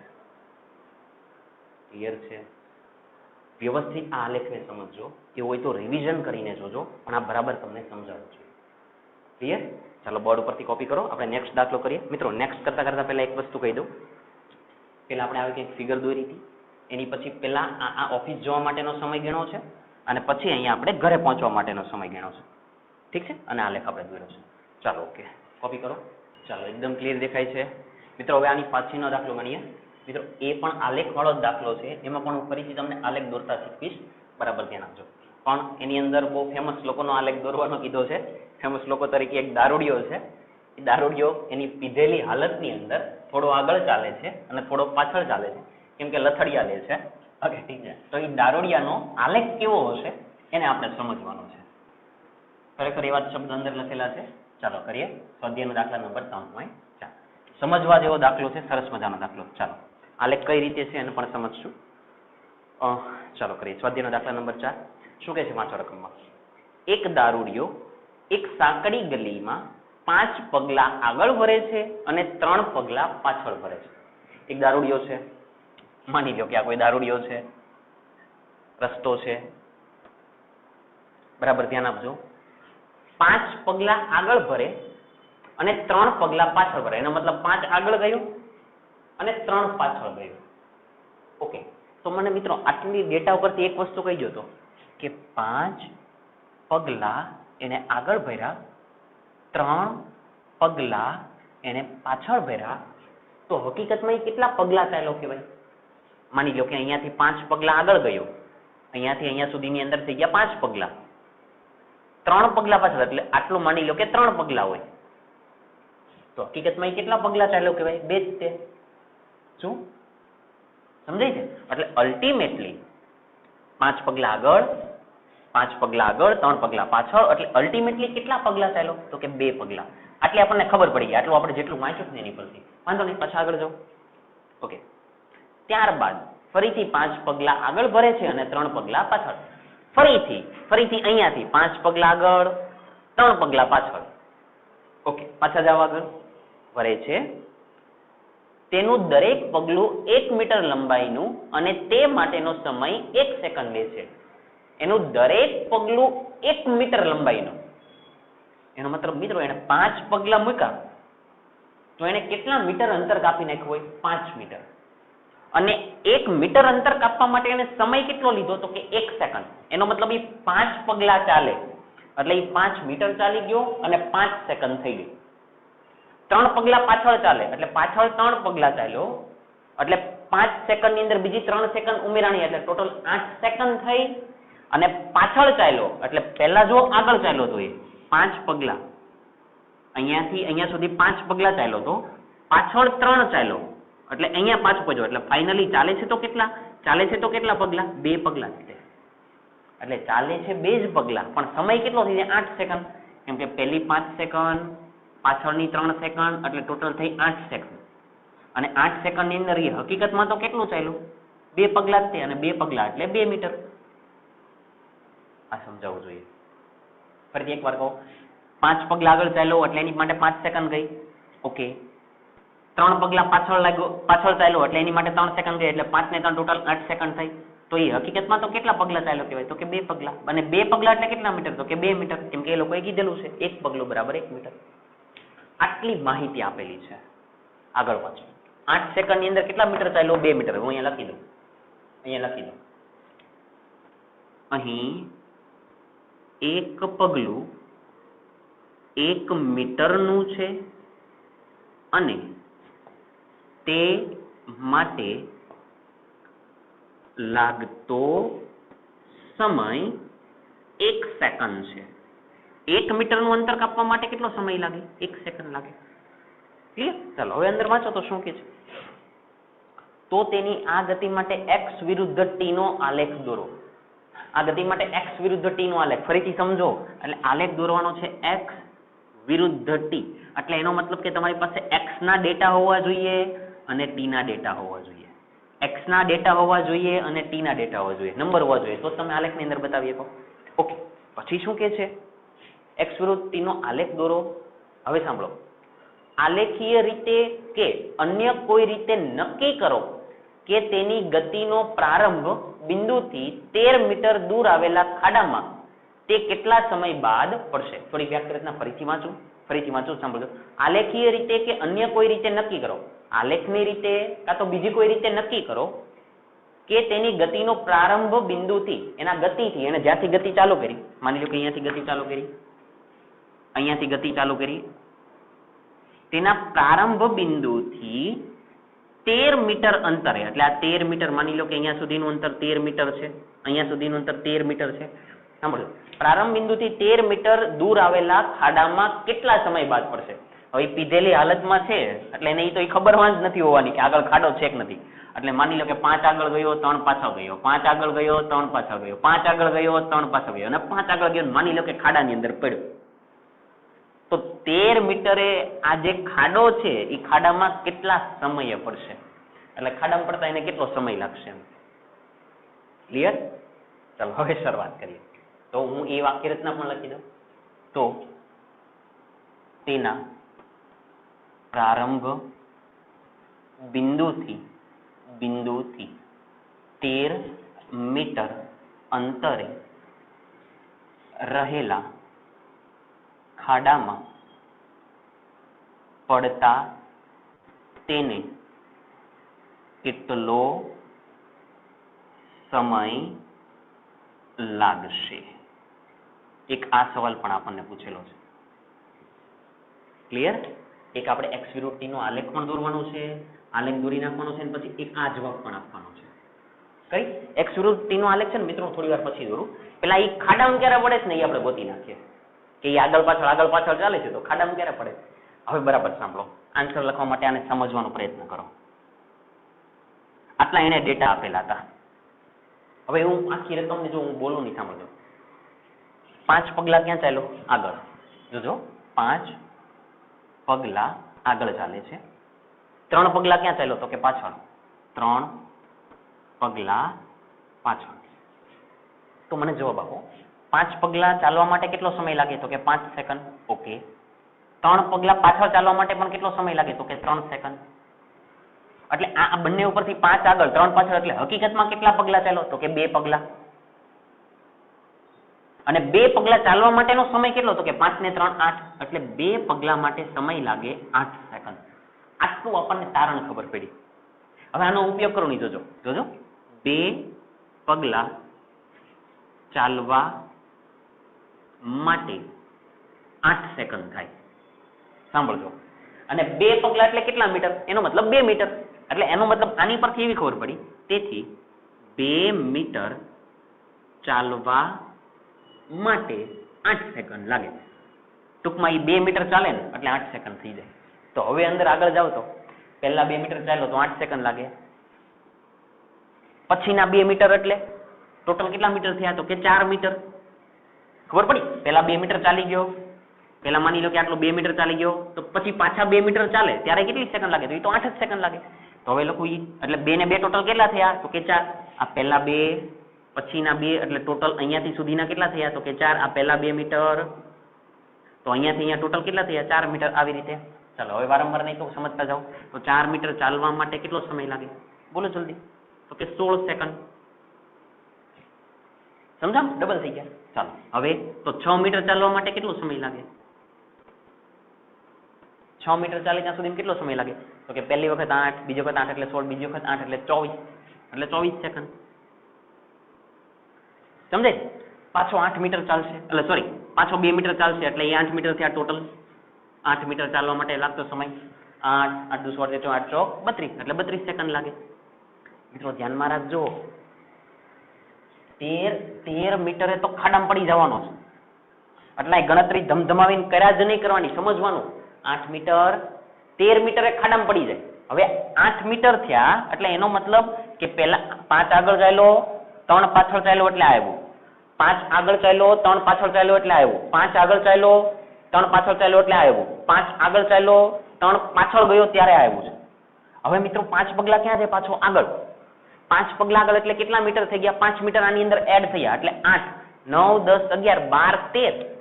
મિત્રો 13 મીટરે તો ખાડો આવી જાય છે એટલે 13 મીટર અંતર ચાલવા માટે તો 32 ની અંદર હવે કેટલા ઉમેરવાના? 5 જ તે, કેમ કે 8 ની અંદર 5 ઉમેરો એટલે એનો મતલબ 5 મીટર ચાલ્યો, એનો મતલબ 5 સેકન્ડ જ ઉમેરાય, તો એનો મતલબ 32 ને 5 37 સેકન્ડ. એનો મતલબ ઈ ચાલુ કરે એટલે ચાલતો જાય પાછો આવે, ચાલતો જાય પાછો આવે, ચાલતો જાય પાછો આવે અને 37મી સેકન્ડ થાય એટલે ખાડામાં પડે. 37મી સેકન્ડે ક્યાં પડે? ખાડામાં. સમજાય છે? આ 8 સેકન્ડ કેવી રીતે આવ્યા? પેલા 5 ચાલ્યા, પછી 3 ચાલ્યા એટલે 5 સેકન્ડ, 3 સેકન્ડ એટલે ટોટલ થઈ 8 સેકન્ડ. 5 મીટર 3 મીટર એટલે અંતર કેટલું કાપ્યું? તો કે 2 મીટર. એટલે પેલા 2 મીટર માટે 8 સેકન્ડ, 4 મીટર માટે 16, 6 માટે 24, 8 માટે 32 અને જેવો 8 મીટર હતો એટલે 5 મીટર તો ખાડો આવી ગયો એટલે ગયો નીચે. 5 મીટરે આવી ગયો એટલે 8 ને 5 13 મીટર નો જો 13 મીટરે ખાડો આવી ગયો અને એ ક્યાં પડી ગયો? ખાડામાં. તો 32 ને 5 37. એટલે એને એમ કીધું તો કે આલેખીય રીતે કે અન્ય કોઈ રીતે, એટલે આપણે આલેખ દોર્યા વગર કહી દીધું જો કે આલેખ દોર્યા વગર 13 મીટરે એ 37 સેકન્ડની અંદર જાય ખાડામાં. ક્લિયર? ઓકે મિત્રો, આ એક ભાગ પૂરો થયો, પણ મહત્વની વાત હતી આપણે x વિરુદ્ધ t નો આલેખ દોરવાનો. કોના વિરુદ્ધ કોનો આલેખ? તો કે x વિરુદ્ધ t નો. હવે આપણે દોરીએ x વિરુદ્ધ t નો આલેખ. ક્લિયર? આને હું સાફ કરી નાખું છું કેમ કે મારે અહીંયા જગ્યાની જરૂર છે, તમારે પહેલા કોપી રાખવાનું જ છે. હવે હું દોરું છું x વિરુદ્ધ t નો આલેખ. ચાલો શરૂઆત કરીએ. બોર્ડ પરથી કોપી કરી નાખો. ચાલો એકદમ ક્લિયર દેખાય છે મિત્રો. અહીંયા લખવું હોય તો આપણે સેન્ટેન્સ એવું લખી શકાય, આમ દારૂડિયો 37 સેકન્ડમાં 13 મીટરે અંતરે રહેલા ખાડામાં પડે છે. આવું તમે લખી શકો. ક્લિયર છે? ચાલો આ ભાગ સાફ કરી નાખું છું. આપણું ઇન્ટેન્શન હવે શું છે? તો કે x વિરુદ્ધ t નો આલેખ દોરવો છે. ચાલો હવે એની વાત કરીએ. બરાબર ધ્યાન આપો. આને સાફ કરી નાખું. ચાલો આ તો આપણે જવાબ આપી દીધો છો. કેટલો સમય લાગશે આની સાફ કરી નાખો. ચાલો હવે અગત્યની વાત કરીએ. બરાબર ધ્યાન આપજો. આપણે દોરવો છે x વિરુદ્ધ t નો આલેખ. હવે x વિરુદ્ધ t નો આલેખ દોરવો છે મિત્રો, તો આપણે x ના નંબર જોઈએ અને t ના નંબર જોઈએ. હવે એ નંબર હું કઈ રીતે લાવું છું એને થોડો સમજવાનો પ્રયત્ન કરો. બરાબર સાંભળો. 5 પગલા આગળ ચાલે, 3 પગલા પાછળ ચાલે એટલે ટોટલ ઈ કેટલા પગલા ચાલે? 2 પગલા. અને 2 પગલા એટલે કેટલા મીટર કહેવાય? તો કે 2 મીટર. એનો મતલબ 2 મીટર અંતર કાપવા માટે સમય કેટલો લાગ્યો? તો કે 8 સેકન્ડ. બોલો આવું કહેવાય? હમણાં જે વાત કરી એની જ વાત કરી કે 2 મીટર અંતર કાપવા માટે કેટલો સમય લાગે? 8 સેકન્ડ. હવે છે ને મિત્રો ધીરે ધીરે સમજતા જજો આની અંદર આપણે કઈ રીતે જઈએ છીએ. શરૂઆતમાં એ ઊભો છે, એટલે એનું સ્થાન 0 અને સમય 0. શરૂઆતમાં તો ઉભેલો છે ને, પછી ચાલુ કરશે. પછી સાંભળજો, હવે બરાબર અહીંયા સમજજો. x એટલે અંતર છે અને t એટલે સમય છે. હવે હું આ કઈ રીતે લખું છું ને નંબર એને સમજજો. શરૂઆતમાં ઉભેલો છે, આકૃતિ દોરીને સમજવાનો પ્રયત્ન કરીએ કે જેથી સમજાય x અને t ના ડેટા મળે તમને. અહીંયા x બરાબર 0 અને t બરાબર 0. અહીંયા ઉભેલો છે. હવે સાંભળો, 5 પગલા આગળ એટલે એને કેટલું અંતર કાપ્યું? 5 મીટર. એટલે અહીંયા આવે 5. અંતર આપણે લઈએ છીએ મીટરમાં અને t લઈએ છીએ સેકન્ડમાં. જોતા જાજો. 5 મીટર ચાલ્યો આગળ તો કેટલી સેકન્ડ લીધી? 5 સેકન્ડ. એટલે અહીંયા થઈ 5 સેકન્ડ. હવે સાંભળો, 3 મીટર ચાલ્યો પાછળ, 3 મીટર ચાલ્યો પાછળ એટલે અહીંયા આવ્યો. તો સમજો મિત્રો, આ હતું 5, આખું હતું 5, એમાંથી આટલું 3 થયું બાદ તો જવાબ આવે 2. તો હવે અંતર કેટલું થયું? 2. કેમ કે 3 મીટર ક્યાં ચાલ્યો? પાછળ. 5 પગલા આગળ ચાલ્યો. હવેના કેસની અંદર 3 પગલા પાછળ ચાલે છે તો પહેલા 5 ચાલી ગયો, 3 ઊંધો ચાલ્યો, એટલે હકીકતમાં તો અલ્ટિમેટલી કેટલો ચાલ્યો? 2 મીટર જ ચાલ્યો. અને 5 પગલા ચાલવા માટે 5 સેકન્ડ, પાછું ચાલવા માટે 3 સેકન્ડ, એટલે સમય થયો 8 સેકન્ડ. હવે આ પેટર્નને સમજવાનો પ્રયત્ન કરો ધીરે ધીરે. ફરીથી 3 પગલા પાછળ, એટલે હવે ફરીથી 5 પગલા આગળ. 5 પગલા આગળ, જોજો 5 પગલા આગળ. તો એનો મતલબ 2 હતા, 2 ની અંદર કેટલા ઉમેરવા પડે? તો કે 5, એટલે 5 ને 2 7, એટલે હવે આવ્યો એ 7 મીટરે. સમયને સમજીએ. 8 સેકન્ડ હતી અને 5 પગલા આગળ, એટલે બીજી 5 સેકન્ડ ઉમેરાય, કેમ કે 5 ગયો, એટલે 8 9 10 11 12 13, એટલે અહીંયા થયા 13 સેકન્ડ. હવે 3 પગલા પાછળ, 3 પગલા પાછળ, તો એને અનુરૂપ અહીંયા લખો. ચાલો, 7 મીટરે હતો, 3 ઊંધો ચાલ્યો, એટલે 3 બાદ કરવા પડે, એટલે 4. તો હકીકતમાં અહીંયા થાય 4. અને સમય 3 પગલા ઊંધો ચાલ્યો, પણ સમય તો એડ જ થાય, એટલે 13 ને 3 13 14 15 16, એટલે અહીંયા થયા 16. જો તમને નંબર મળે છે. પાછો 5 પગલા ચાલ્યો આગળ. ઓકે, હવે 5 પગલા ચાલ્યો આગળ, તો એની માટે જો 4 મીટર હતો અને 5 આગળ ચાલ્યો, એટલે 5 ને 4 9, એટલે અહીંયા થયા 9. 16 ની અંદર બીજા કેટલા ઉમેરવા પડે? 5 પગલા આગળ, એટલે 5 સેકન્ડ ઉમેરવી પડે, એટલે 16 ને 4 20, 20 ને 1 21, એટલે અહીંયા થયા 21 સેકન્ડ. પાછો 3 પગલા પાછળ, 3 પગલા પાછળ, 3 પગલા પાછળ, એટલે રિવર્સ ચાલ્યો, તો 9 માંથી 3 જાય તો 6. અને 21 ની અંદર 22 23 24, એટલે અહીંયા થયા 24, કેમ કે સમય તો એડ જ થાય છે. ફરીથી 5 પગલા ચાલશે આગળ. ચાલો અહીંયા બતાવી દો, જોજો સરસ છે એકદમ. x t, ઓકે, 3 પાછળ ચાલ્યો, તો પાછો 5 પગલા ચાલ્યો આગળ, તો અંદર એડ કરો 6 ને 5, તો કે 11, એટલે અહીંયા થયા 11 મીટર. અને 24 ની અંદર 5 ઉમેરો, 24 25 26 27 28 29, એટલે અહીંયા થઈ 29 સેકન્ડ. હવે 3 પગલા ચાલ્યો પાછળ, એટલે 3 ચાલ્યો પાછળ, તો 11 માંથી 3 કાઢો, 8 8, અને સમય તો ઉમેરાય જ તે, એટલે 29 30 31 32, એટલે અહીંયા થયા 32. હવે પાછો 5 પગલા આગળ, 5 પગલા આગળ, એટલે 8 મીટર અંતર, એની અંદર 5 ઉમેરો, 8 9 10 11 12 13. મિત્રો 13 મીટરમાં છે, 13 મીટરે તો ખાડો છે, એટલે ગયો. અને 32 ને 5 37 સેકન્ડ. મિત્રો જો આગળ જે જવાબ લાવ્યા હતા એ આપણે આલેખની અંદર પણ સમજી શકીએ કે આલેખના મારા ડેટા છે, મારી પાસે ડેટા કંઈક આવેલા છે, તો જો ચોખ્ખું દેખાય કે 37મી સેકન્ડે ખાડામાં ગયું. ક્લિયર? હવે આ ડેટા પરથી દોરો આલેખ.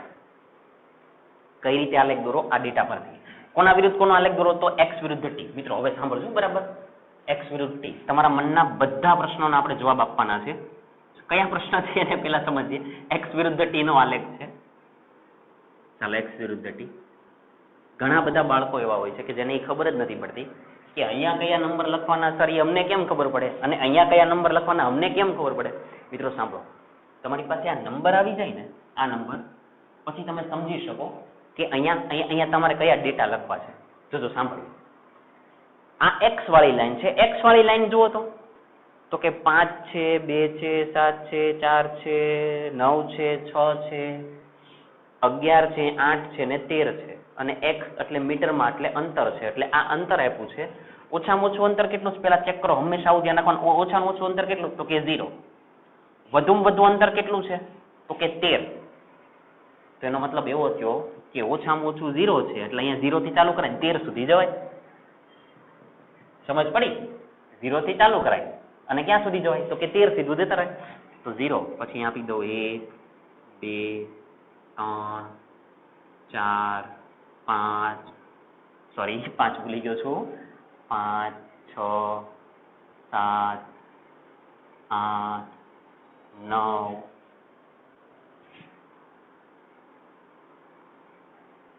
9 10 11 12. ઓહો બહુ ઉપર જાય છે. કાંઈ વાંધો નહીં, જવા દો, આપણે સમજવાનું જ છે. અને 13. જો આવી રીતે તમારા નોટની અંદર આટલું બધું નહીં થાય, કેમ કે તમારી લાઈન છે એની થિકનેસ એટલી બધી ન હોય, એટલે તમે ચિંતા નહીં કરો. થશે, મોટા થશે પણ બહુ વધારે નહીં થાય. ઓકે, 13 થયા. હવે સર સમય કઈ રીતે લેવાય? હવે સમય સમજો. નાનામાં નાનો સમય કયો છે જુઓ તો, ચેક કરો તો. નાનામાં નાનો સમય, જો નાનામાં નાનો સમય આ છે, આ સમય સેકન્ડ 0, એટલે એ તો 0 થી ચાલુ થશે. ઓકે, મોટામાં મોટો સમય કયો છે તો કે 37. તો મનની અંદર એવું થાય, સર એવું કરું 0 થી ચાલુ કરું 37 સુધી. મિત્રો 0 થી ચાલુ કરીને 37 સુધી જશો ને તો તમારું પેજ આખું ભરાઈ જશે. 1 2 3 4 5 6 7 8 9 10 એમ 37 સુધી ન લેવાય, કેમ કે પેજ ભરાઈ જાય. તો શું કરાય? તો મિત્રો સમજો, 0 પછીનો ગેપ, નાનામાં નાનો ગેપ કયો છે? 0 પછીનો નાનામાં નાનો ગેપ તો કે 5 નો. જો તો 5 5 નો ગેપ લઈ લો. કઈ રીતે? કે 0 થી અહીંયા 5 સેકન્ડ, પછી 10, પછી 15, પછી 20, પછી 25, પછી 30, પછી 35, પછી 40. કેમ કે 37 છે તો એ જમીનમાં પડી જશે, તો જવાય 40 સુધી જ છે. કેમ પછી મારે આગળ બતાવીને શું કામ છે? સમજાય છે? તો જો હવે કદાચ મનની અંદર પ્રશ્ન એવો થાય કે સર આ ગેપ તમે 5, 10, 15, 20, 25, 30, 40 નો લીધો, શું અમે આવો ગેપ લઈ શકીએ? 0 પછી મારે અહીંયા 10 લખવા છે, પછી મારે 20 લખવા છે, પછી 30, પછી 40 એવા લખવા તો ચાલે? ચાલે, ખોટું નથી. પણ મિત્રો તો છે ને આલેખ એકદમ સંકોચાઈ જાય, નાનો થઈ જાય. હવે આ છે ને જ્યારે તમે દોરશો ને ત્યારે ખબર પડશે. અત્યારે તમને આટલું સમજાઈ ગયું છે ને તો આટલું ધ્યાનમાં રાખો કે નાનામાં નાની સંખ્યા ધ્યાનમાં લ્યો. ઓકે, મોટામાં મોટી સંખ્યા ધ્યાનમાં લ્યો તો કે 37. તો જો હું 0 થી 37 દોરું તો બહુ વધારે જગ્યા થઈ જાય. તો 0 પછી નાનામાં નાની સંખ્યા કઈ છે તો કે 5. તો એક કામ કરો, 5 થી દોરો, એટલે 5, 10, 15, 20, 25, 30, 35, 40. બસ. હવે તો આ નંબર જુઓ અને આ આલેખની અંદર જુઓ, ચેક કરો. x ની કિંમત 0, t ની કિંમત 0. ચાલો, x ની આ x છે, x ની કિંમત 0 એટલે આ, t ની કિંમત 0 એટલે આ પેલું બિંદુ મળી ગયું, આ પેલું બિંદુ. ચાલો આનું કામ પૂરું. x ની કિંમત 5, t ની કિંમત 5, x ની કિંમત 5, x ની કિંમત 5 એટલે આ, t ની કિંમત 5 એટલે આ, એટલે એને અનુરૂપ બિંદુ જુઓ તો કે અંદાજે આ. ચાલો આ મળી ગયા. તો પછી આ બે બિંદુને જોડી દો. ઓકે, આનું કામ પૂરું. ચાલો, x ની કિંમત 2, 2 ની કિંમત 8, સોરી, x ની કિંમત 2, t ની કિંમત 8, x ની કિંમત 2, x ની કિંમત 2 એટલે આ, t ની કિંમત 8. મિત્રો 8 એટલે 10 ની થોડાક આગળ, એટલે અહીંયા લઈ લો, અહીંયા, એટલે આ બિંદુ. ચાલો આ બે બિંદુને ભેગા કરી નાખો, એટલે અપ્રોક્સિમેટલી લગભગ અહીંયા ભેગા થતા એવું લાગશે. ચાલો કરી દીધા, એટલે આ બિંદુ મળી ગયું. તો આ બિંદુને આ બાજુ જોડી દો આમ, કેમ કે આ બિંદુ પછી આ બિંદુ આવ્યું ને, તો એને એમ જોડી દીધા. ચાલો આનું કામ પૂરું થઈ ગયું, સોરી આનું કામ પૂરું થઈ ગયું. જેનું પૂરું થશે એને ક્લિક કરતો જશ. આનું મારો x ની કિંમત 7, t ની કિંમત 13, x ની કિંમત 7 એટલે અહીંયા. ઓકે, t ની કિંમત 13 એટલે મિત્રો 10 અને 15 ની વચ્ચે, એટલે લગભગ થોડાક 10 તરફ લો. ઓકે, ચાલો આને જોઈન્ટ કરો, લગભગ અહીંયા થઈ જશે. ચાલો આ લઈ લો, આને જોડી લો.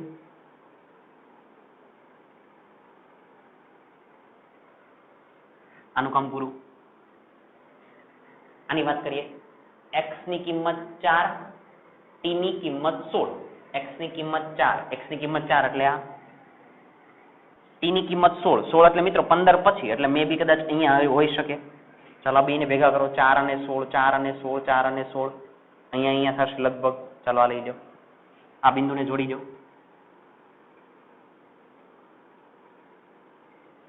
આનું કામ પૂરું. x ની કિંમત 9, t ની કિંમત 21. x ની કિંમત 9, 9, 9, 9 અહીંયા, t ની કિંમત 21 એટલે 20 પછી થોડાક નજીક લઈ લો અહીંયા. ચાલો કરો ભેગા, 9 ને 21, 9 ને 21 લગભગ આવી જશે મિત્રો, નહીં વાંધો આવે. ચાલો આવી ગયા. ચાલો આને જોઈન્ટ કરી દો. ચાલો આનું કામ પૂરું. આ બાજુ આવી જાવ. x ની કિંમત 6, t ની કિંમત 24, x 6, t 24, x 6 એટલે આ, t 24 એટલે 20 અને 25 ની વચ્ચે, પણ 25 ની થોડાક નજીક કહેવાય. ચાલો ઓકે, 24 સામે 6 એટલે 6 એટલે આ. ચાલો કરો જોઈન્ટ. જો તો જોઈન્ટ કરું છું, લગભગ આવી જશે. ચાલો આ બિંદુ લઈ લો, આને કરો આની સાથે જોઈન્ટ. આનું કામ પૂરું. હજી આનું કામ x ની કિંમત 11, t ની કિંમત 29, x ની કિંમત 11 એટલે અહીંયા t ની કિંમત 29, 29 એટલે 30 ની થોડાક આગળ લઈ લો. ચાલો કરો ભેગા લગભગ આવી જશે, નહીં વાંધો આવે. ચાલો આવે છે, કોઈ તકલીફ નથી, એકદમ આવે છે, નથી વાંધો. ચાલો આને કરી દો જોઈન્ટ. ક્લિયર? આનું કામ પૂરું. ચાલો આનું કામ પૂરું. આની વાત કરીએ. x ની કિંમત 8, t ની કિંમત 32, x 8 એટલે આ t 32 એટલે 30 પછી થોડાક લઈ લો એટલે અહીંયા લઈ લો 8 32 8 32 8 અહીંયા રહ્યા 32 અહીંયા છે. જોઈન્ટ કરું છું અહીંયા. ચાલો અહીંયા લઈ લો, આને જોડી દો પૂરા. ફાઇનલી નાખો ખાડામાં. ચાલો x ની કિંમત 11, સોરી x ની કિંમત 13, t ની કિંમત 37, x ની કિંમત 13 અહીંયા રહ્યા અને t ની કિંમત 37 એટલે 35 ને પછી 2 એટલે આ. એટલે આને પકડો અને આને પકડો. ઓહો હો, ચાલો કરીએ, વાંધો નહીં. એ અહીંયા કદાચ મે બી અહીંયા આવે છે. ચાલો લઈ લો છું અહીંયા. ચાલો આવે જ છે, નથી વાંધો. અને આને કરી દો જોઈન્ટ.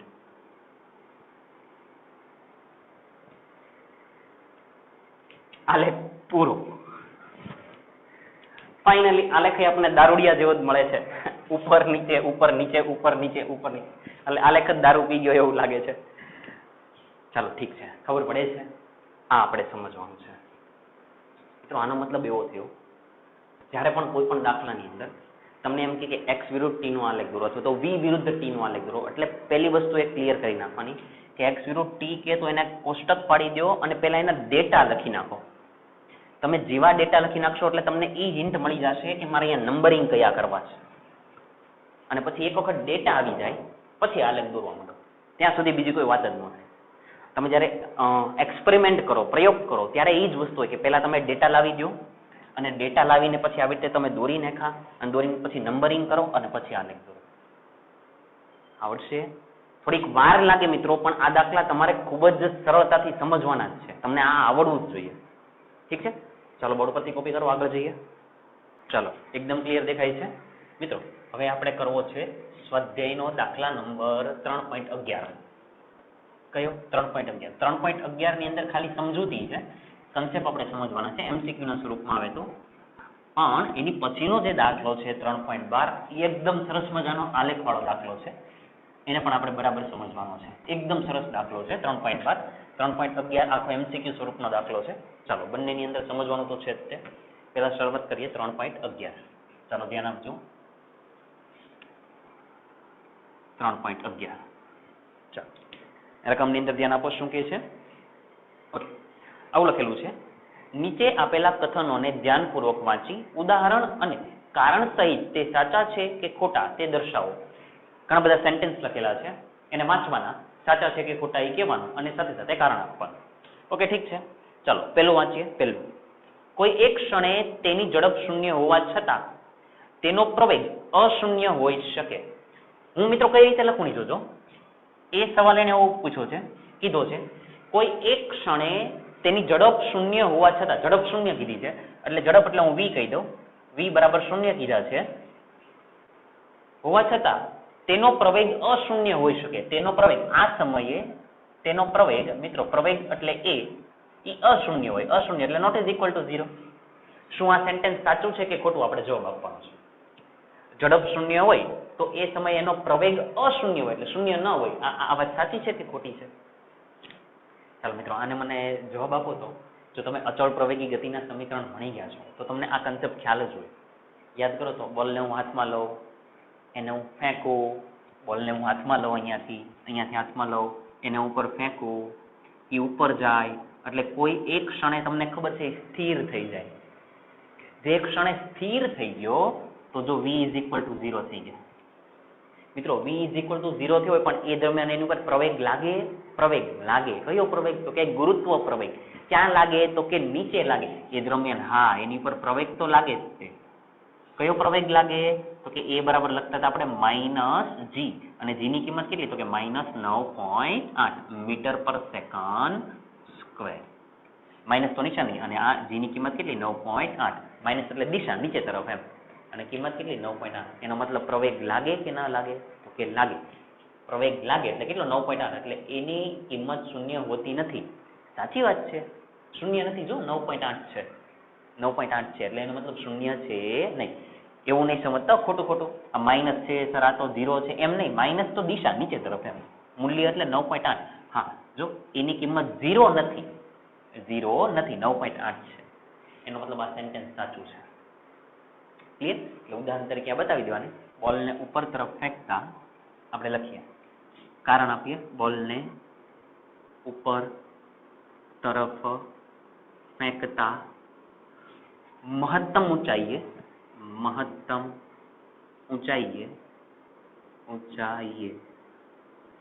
વેગ શૂન્ય હોય, વેગ અથવા તો લખી દો ઝડપ શૂન્ય, પરંતુ પ્રવેગ 9.8 મીટર પર સેકન્ડ સ્ક્વેર મળે છે. આપણને ખબર જ છે. MCQ સ્વરૂપનું છે, તમારે ખાલી હા કે ના આપવાનું છે. તો કે અમે કહી દીધું કે હા ભાઈ આ સેન્ટેન્સ સાચું છે અને કારણ આપી દીધું. બી ભાગ કરીએ. ચાલો બી ભાગ વાંચો. શું કહે છે બી ભાગની અંદર? જોતા જાઓ. ઝડપ શૂન્ય હોવા છતાં તેનો વેગ અશૂન્ય હોઈ શકે. ઝડપ શૂન્ય હોવા છતાં, જેમ કે છે ને એમ જ લખું, ઝડપ શૂન્ય હોવા છતાં તેનો વેગ અશૂન્ય. એમ કે ઝડપ શૂન્ય હોય ને તો વેગ અશૂન્ય હોય. ચાલો આને સમજીએ. મિત્રો, કોઈ પણ પદાર્થની ઝડપ શૂન્ય એનો મતલબ શું? એ સમજવું હોય ને તો એનું સમીકરણ લખો ને તો આરામથી સમજાઈ જાય. જો ઝડપનું સમીકરણ હું લખું ને તો આવું લખાય, ઝડપ બરાબર અંતરના છેદમાં સમય. હવે આને સમજીએ. મિત્રો, ઝડપનો જવાબ શૂન્ય ક્યારે આવે? બે રીતે આવે. અંતર શૂન્ય હોય ત્યારે અને સમય શૂન્ય હોય ત્યારે. પણ મિત્રો, સમય શૂન્ય ન કહેવાય.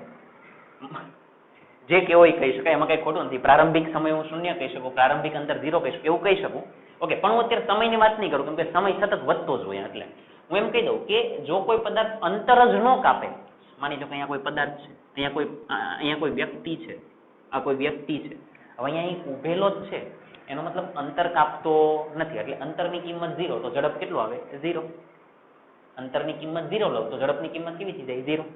ઓકે, આને સમજો. ચાલો વેગને સમજવાનો પ્રયત્ન કરીએ. તો વેગનું સમીકરણ તો કે વેગ બરાબર સ્થાનાંતર છેદમાં સમય. હવે થોડું સમજો. તમે પહેલેથી કીધું છે કે વ્યક્તિ સ્થિર છે, બરાબર છે? કેમ કે આ કન્ડિશન હોય તો આ તમને પૂછી જાય, એટલે તમારે આ ધ્યાનમાં રાખો. વ્યક્તિ તો સ્થિર છે, એનો મતલબ સ્થાનાંતર કરતો જ નથી. સ્થિર જ છે તો સ્થાનાંતરની ક્યાં વાત આવે? એટલે કરતો જ નથી, તો સ્થાનાંતરની કિંમત 0. તો વેગની કિંમત એ કેટલી હોય? 0 જ હોય. અંતર, આ વ્યક્તિ કેવો છે? સ્થિર એટલે એને કોઈ અંતર નો કાપ્યો. અંતર નો કાપ્યો એટલે ઝડપ બરાબર છે. ઓકે, આ સાચું છે, આ સાચું છે. પણ એની ઉપરથી આ સાચું છે તો ચેક કરીએ. સૂત્ર લખી નાખો. વ્યક્તિ કઈ ગતિ કરે તો કે નથી કરતો, એટલે એનો મતલબ એનું સ્થાનાંતર નથી. સ્થાનાંતરની કિંમત 0. સ્થાનાંતર ઇઝ ઇક્વલ ટુ 0. અને મિત્રો અહીંયા 0 મૂકો તો વેગ બરાબર તો શું આવે? વેગ બરાબર તો શું આવે? તો કે 0. એનો મતલબ ઝડપ 0 હોય તો વેગ પણ કેવો થાય? 0 જ થાય. આ સાચું છે. આ જે વાત છે કેવી છે? ખોટી. તમારે લખી દેવાનું. અહીં જો ઝડપ શૂન્ય હોય તો વેગ પણ શૂન્ય જ મળે છે. એને જે વાત કીધી છે ખોટી વાત. અશૂન્ય એટલે એમ કે કાંઈક મૂલ્ય હોય, ન હોય, 0 જ. ક્લિયર? ચાલો સી ભાગ કરીએ. ખાલી સમજણ છે પણ આપણે સમજવું જરૂરી છે. સી ભાગ કરીએ. ઝડપ અચળ હોય તો પ્રવેગ હંમેશા શૂન્ય.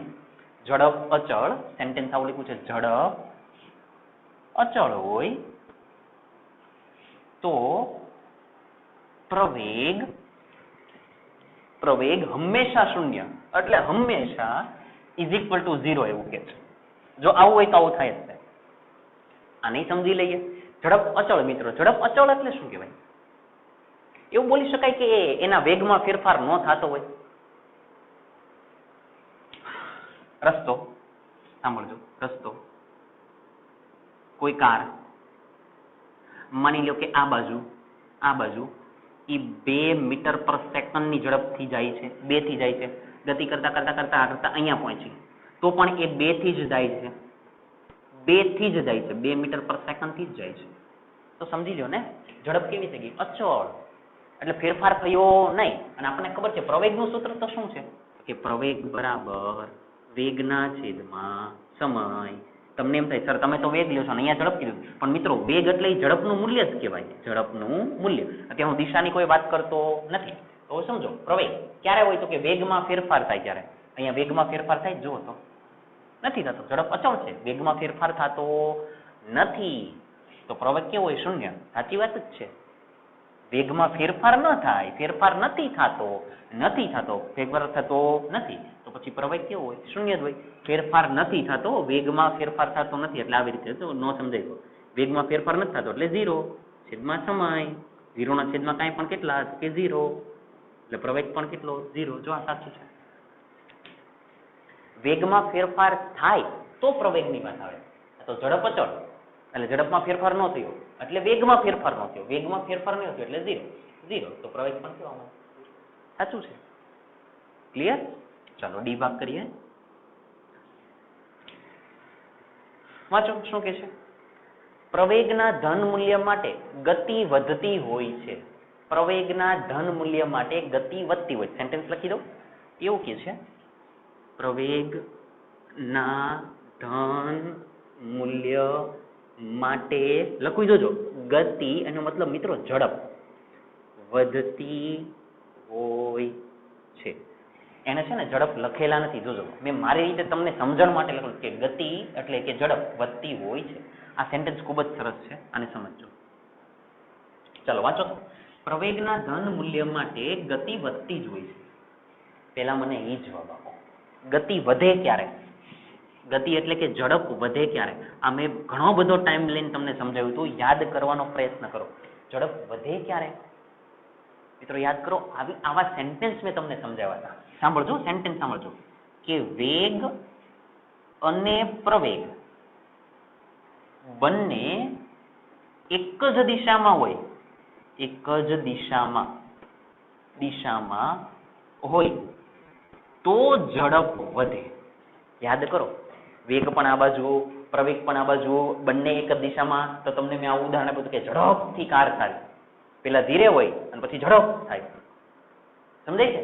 તો મતલબ વેગ અને પ્રવેગ જો એક જ દિશામાં હોય તો ઝડપ વધે. અને ઊંધું શું હતું કે વેગ અને પ્રવેગ જો વિરુદ્ધ દિશામાં હોય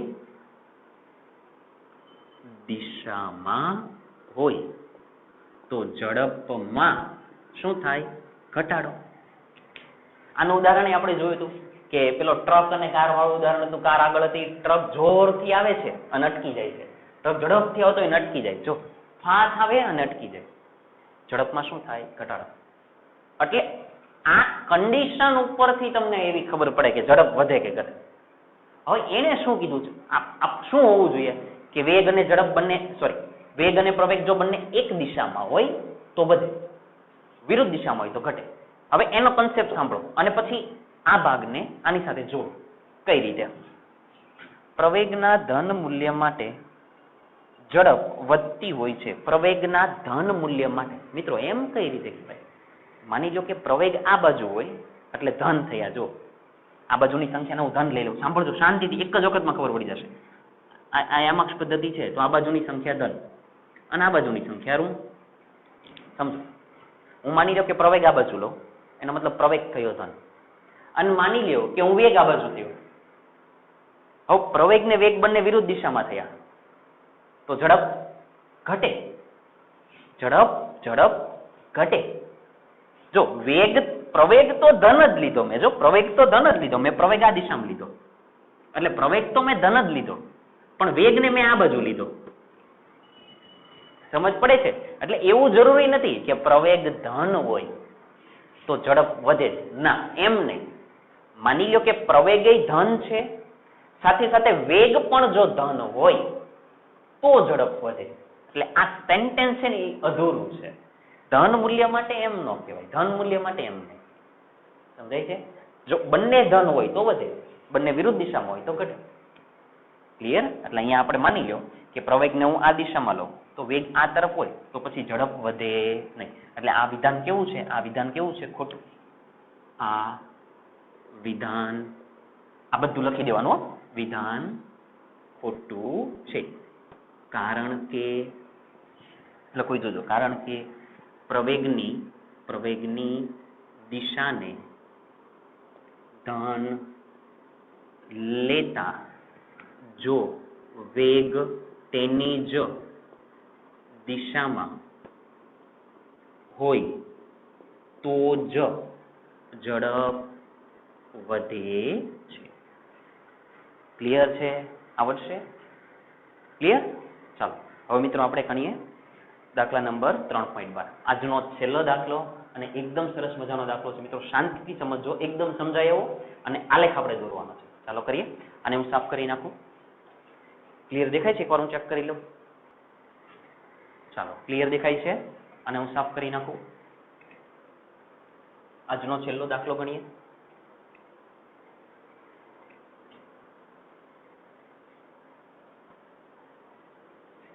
ચાલો, આ ગ્રાફ દોરવાનો છે, પણ એક છે ને સરસ મજાનો કન્સેપ્ટ વાળો દાખલો છે. થોડીક સાઈઝ થોડીક મોટી છે, પણ તમને સમજાશે બધું. ચાલો કરીએ. દાખલા નંબર 3.12. ઓકે, રકમની અંદર જોતા જાઓ મિત્રો. રકમ એકદમ નાની છે, પણ દાખલો એકદમ સમજવા જેવો છે. રકમમાં છે, કોઈ એક દડાને 90 મીટરની ઊંચાઈ પરથી ફર્શ પર પડતો મૂકવામાં આવે છે. મિત્રો ફર્શ એટલે કાઉન્સમાં લખેલો છે ફ્લોર, ફ્લોર એટલે જમીન પર, એમ આવી રીતે કે છે. પરિસ્થિતિ આવી છે કે આ જમીન છે, આરામથી સમજો, જમીન છે. 90 મીટરની ઊંચાઈ પરથી એટલે માની લો કે આ કોઈ બિલ્ડિંગ હશે. ખાલી આપણે કલ્પના કરીએ છીએ કે આ કોઈ બિલ્ડિંગ છે. આ કોઈ બિલ્ડિંગ છે. બિલ્ડિંગ કેટલા મીટરનું છે? માની લો કે 90 મીટરનું છે. એનો મતલબ કે અહીંયાથી અહીંયા સુધીની હાઈટ કેટલી છે? તો કે 90 મીટર છે. ચાલો હવે વાંચો તો. આ ફર્શ એટલે આ ફ્લોર, એમ જમીન. ઓકે, ફરીથી વાંચીએ. કોઈ એક દડાને 90 મીટરની ઊંચાઈ પરથી ફર્શ પર પડતો મૂકવામાં આવે છે. એનો મતલબ અહીંયાથી તમારે અહીંયા માની લો કે તમે હાથ આમ રાખીને ઉભા રહ્યો છો. આ બિલ્ડિંગ ઉપર હું અહીંયા ચડી ગયો. માની લો કે આ બિલ્ડિંગ ઉપર હું આવી ગયો અને મેં હવે આવી રીતે આમ હાથ રાખી દીધો અને પડતો મૂકવામાં આવે છે. મિત્રો પડતો મૂકવાનો એટલે ખાલી જસ્ટ છોડી દો, આવી રીતે નહીં. પડતો મૂકવામાં આવે છે એટલે મૂકી દો. સમજાઈ ગયું? તો એનો મતલબ એવું માની લો કે આપણો મારો હાથ અહીંયા સુધીનો છે અને અહીંયાથી હવે હું બોલને મૂકવાનો છું. બોલ છે એને હું નીચે મૂકવાનો છું. ઓકે, ચાલો જાવ આગળ. મૂકવામાં આવે છે. ફર્શ સાથે પ્રત્યેક સંઘાત દરમિયાન દડો તેની મૂળ ઝડપના 10મા ભાગ જેટલી ઝડપ ગુમાવે છે. વેટ, દડો ફર્શ સાથે અથડાય, જમીન સાથે અથડાય એટલે એની જે ઝડપ હોય એટલે કે મૂળ ઝડપ ના 10મા ભાગ જેટલી ઝડપ ગુમાવે છે. મિત્રો સમજાય? ગુમાવે છે. તમને ખબર હોય તો પેલું બોલ નીચે પડવાનું ઉદાહરણ સમજો આરામથી. આને ભૂલી જાઓ. બોલ હાથમાં લો, એને મૂકો તો પેલા જો ઉપરથી અહીંયા સુધી આવશે, પછી એની કરતા થોડોક ઉપર જાય નીચે આવે, પછી થોડોક, પછી થોડોક, થોડોક, આવી રીતે સમજવું હોય તો સમજીએ કઈ ને. આ બોલ છે, અહીંયાથી બોલ છે તો નીચે આવ્યો એટલે પેલા એટલી હાઈટથી અહીંયા ભટકાય પછી કદાચ અહીંયા સુધી જ આવે, એમ આટલો જ ઉપર જાય. ટોટલ એટલો પાછો ઉપર ન જાય. પાછો ભટકાણો નીચે આવ્યો તો પાછો એ થોડોક જ ઉપર જશે, આટલો. પછી પાછો ભટકાય, પાછો એ ઉપર જશે, પણ પેલા કરતા તો ઓછો જ જાય, એમ પેલા કરતા તો ઓછો જ જાય, આવી રીતે. અને એક સમય એવો આવે કે એવી રીતે અથડાતા બોલ અહીંયાથી જાય સ્થિર. હા કે છે તો જુઓ ને, પહેલા જયારે આવ્યો ત્યારે ઝડપ વધારે હશે, પછી અહીંયા ભટકાય એટલે ઝડપ ઘટી જાય એટલે જ અહીંયા સુધી ગયો, પછી પાછી ઝડપ ઘટી એટલે અહીંયા સુધી આવ્યો, પાછી ઝડપ ઘટી એટલે અહીંયા સુધી. ક્લિયર? એટલે દરેક અથડામણ દરમિયાન એ 10મા ભાગ જેટલી ઝડપ ગુમાવે છે. સેન્ટેન્સ યાદ રાખો. સેન્ટેન્સમાં લખી પણ દઉં છું અને એને સમજીએ. ચાલો લખીએ. અહીં બોલ ફ્લોર સાથે ની, લખો જોજો, ની પ્રત્યેક અથડામણ દરમિયાન મૂળ ઝડપના 10મા ભાગ જેટલી ઝડપ ગુમાવે છે. આવું એને લખેલું છે, આપણે નથી કહેતા, એને આવું સેન્ટેન્સ આપી દીધું છે. ઓકે, જવાબ આગળ. ગુમાવે છે. દડાની આ ગતિ માટે t બરાબર 0 થી t બરાબર 12 સેકન્ડ માટે, દડાની આ ગતિ માટે t બરાબર 0 થી t બરાબર 12 સેકન્ડની આગળ વાંચો t બરાબર 0 થી t બરાબર 12 સેકન્ડ માટે ઝડપ સમયનો આલેખ દોરો. ઝડપ સમયનો અહીંયા ઝડપ લ્યો, અહીંયા સમય લ્યો. એટલે આલેખ તમારે દોરવાનો છે ઝડપ વિરુદ્ધ સમયનો આલેખ દોરો. આ રકમ છે. શરૂઆત કરીએ. બરાબર ધ્યાન આપો. એકદમ સરસ મજાનો દાખલો, આરામથી સમજતા જાજો મિત્રો. શું કરવાનું છે કે ઝડપ વિરુદ્ધ સમયનો આલેખ લાવવાનો છે. ઓકે, એનો મતલબ તમારે પેલો કોઠો લાવવો પડે. એમાં એક બાજુ ઝડપના ડેટા લખવાના અને એક બાજુ સમયના ડેટા લખવાના. તો હું એક કામ કરું, હું એ ડેટા માટેનો ભાગ અહીંયા કરી દઉં છું કે ભાઈ અહીંયા હું ઝડપના ડેટા લખીશ, અહીંયા હું ઝડપ લખીશ મીટર પર સેકન્ડ ની અંદર, અને અહીંયા હું સમયના ડેટા લખીશ, સમય એટલે t ના. અહીંયા હું ઝડપના નંબર લખીશ જે કાંઈ પણ આવે, અને અહીંયા બધા હું સમયના નંબર લખીશ. અને બધા નંબર આવી જાય ને પછી તમે યાદ કરો, આપણે આગળનો દાખલો ગણ્યો, યામક્ષ પદ્ધતિ દોરી દઈશ, પછી એ નંબર આવ્યો એની પરથી હું નંબરિંગ કરીશ અને પછી આલેખ દોરીશ. પેલા અહીંયા આવી જાઓ, પેલા આપણે આખા નંબર લાવીએ. શરૂઆત કરીએ. એકદમ શાંતિથી સમજો, ખૂબ જ સરસ મજાનો દાખલો. ચાલો શરૂઆત કરીએ. ઓકે, ધ્યાન આપો. શરૂઆતમાં બોલ ક્યાં છે? શરૂઆતમાં બોલ ક્યાં છે? તો કે અહીંયા હાથમાં છે, સ્થિર છે. એનો મતલબ શરૂઆતનો સમય તો કે 0, શરૂઆતનો વેગ જો સ્થિર છે તો કે 0. એટલે એનો મતલબ પહેલો ડેટા મળી ગયો કે ઝડપ 0, સમય 0. એક ડેટા મળી ગયો. ક્લિયર? ઝડપ 0, સમય 0. હવે દર વખતે તમારે શું કરવાનું? દર વખતે ગમે એમ કરીને ઝડપનો ડેટા લેવાનો અને સમયનો ડેટા લેવાનો. ઝડપ એટલે v અને સમય એટલે t. ચાલો હવે શરૂઆત કરીએ. આ બોલ છે, છોડ્યો એટલે નીચે પડશે. નીચે પડશે એટલે સાંભળજો, નીચે આવે છે. એ બોલ આની સાથે અથડાણો, જમીન સાથે. જેવો બોલ જમીન સાથે અથડાય એટલે હવે સાંભળો, અહીંયાથી તમે મૂકો તો એને કહેવાય પ્રારંભિક વેગ, જે હતો 0. અહીંયા જેવો અથડાય એટલે એને કહેવાય અંતિમ વેગ. એ આપણને નથી ખબર. જો ને કેટલા વેગથી અથડાશે એ મને ખબર નથી. જો v એટલે ઝડપ, એટલે ઝડપનો ડેટા લાવવાનો છે આપણે. અને જ્યાં સુધીમાં અહીંયા અથડાય ત્યાં સુધીમાં કેટલો સમય લાગ્યો એટલે આ સમય. અહીંયા સમય લાવવાનો એટલે ઝડપનો ડેટા લાવવાનો અને સમયનો ડેટા. એટલે તમારે બે કિંમત, અહીંયાથી અહીંયા જ્યારે પહોંચે ત્યારે ઝડપ શોધવાની, અને અહીંયાથી અહીંયા પહોંચે ત્યાં સુધીમાં કેટલો સમય લાગે. તો દાખલો ગણીએ. હું કરવું બરાબર ધ્યાન. આન્સર લખીએ છે, જોજો આન્સર લખીએ, સમજો. પ્રારંભિક વેગ કેટલો? તો કે v0. એટલે અહીંયા લખી દો v0. v0 બરાબર 0. અંતિમ વેગ શોધવો છે. અંતિમ વેગ શોધવો છે. આને આપણે શોધવા છે. અહીંયાથી અહીંયા પહોંચવા માટે લાગતો સમય પણ શોધવો છે. એટલે t ને પણ શોધવા છે. ઓકે. અને અહીંયાથી અહીંયા આનું અંતર કેટલું? તો કે 90. એટલે d ની કિંમત છે તમારી પાસે 90 છે. d ની કિંમત કેટલી? 90 મીટર છે. આટલા ડેટા આપણી પાસે છે. ક્લિયર? હવે આની મદદથી આપણે v ને શોધવાના, t ને શોધવાના. v ની કિંમતને મૂકવાની અહીંયા અને t ની કિંમતને મૂકવાની અહીંયા.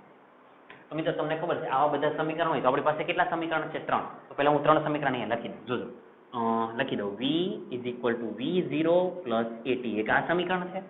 બીજું સમીકરણ છે d v0t + 1/2 at², એક આ સમીકરણ છે. અને એક છે v² - v02 = 2ad, એક આ સમીકરણ છે. તો સમજો તો મારે v ને શોધવા છે. માની લો કે v ને શોધવા છે, આટલા ડેટા આપણી પાસે છે. તો કયું સમીકરણ લેવાય? આમાંથી કયું લેવાય? સમજો તો d ની કિંમત છે. ઓકે, મારે v ને શોધવા છે ને, તો એક કામ કરો, પણ આની અંદર v જ નથી. તો આ ચાલો, આની અંદર v છે, મારે v ને શોધવા છે. ઓકે, તો v0 છે. a એટલે મિત્રો તો કે g, ગુરુત્વ પ્રવાહ નીચે તરફ, એટલે ઈ છે. g ની કિંમત લખીને a બરાબર લઈ લેશું અમે g, અને g ની કિંમત કેટલી? તો કે -10 મીટર પર સેકન્ડ સ્ક્વેર. મિત્રો 9.8 જ હોય, પણ આપણને લેવા નથી કીધા 9.8, તો 10 જ દઈજો ને, નીચે તરફ છે એટલે -10 મીટર પર સેકન્ડ સ્ક્વેર. આવું. ચલો, તો t છે પાછા. ચલો, t પણ નથી. નીચે પહોંચવા માટે કેટલો સમય લાગે? આ ચાલે નહીં. તો પછી આ સમીકરણ જુઓ. ચાલો, v સમજો તો v, ચાલો v ને શોધવા છે. v0 છે તો કે છે, 2 છે, a છે, d છે. તો એનો મતલબ મિત્રો આ સમીકરણ લાગે. ચાલો આની વાત કરું તો લખાવો v². ચાલો, v² minus v0 square is equal to 2AD. 2AD. મિત્રો ગણતરી ઘણી બધી છે, હું બે ભાગ પાડી દઉં.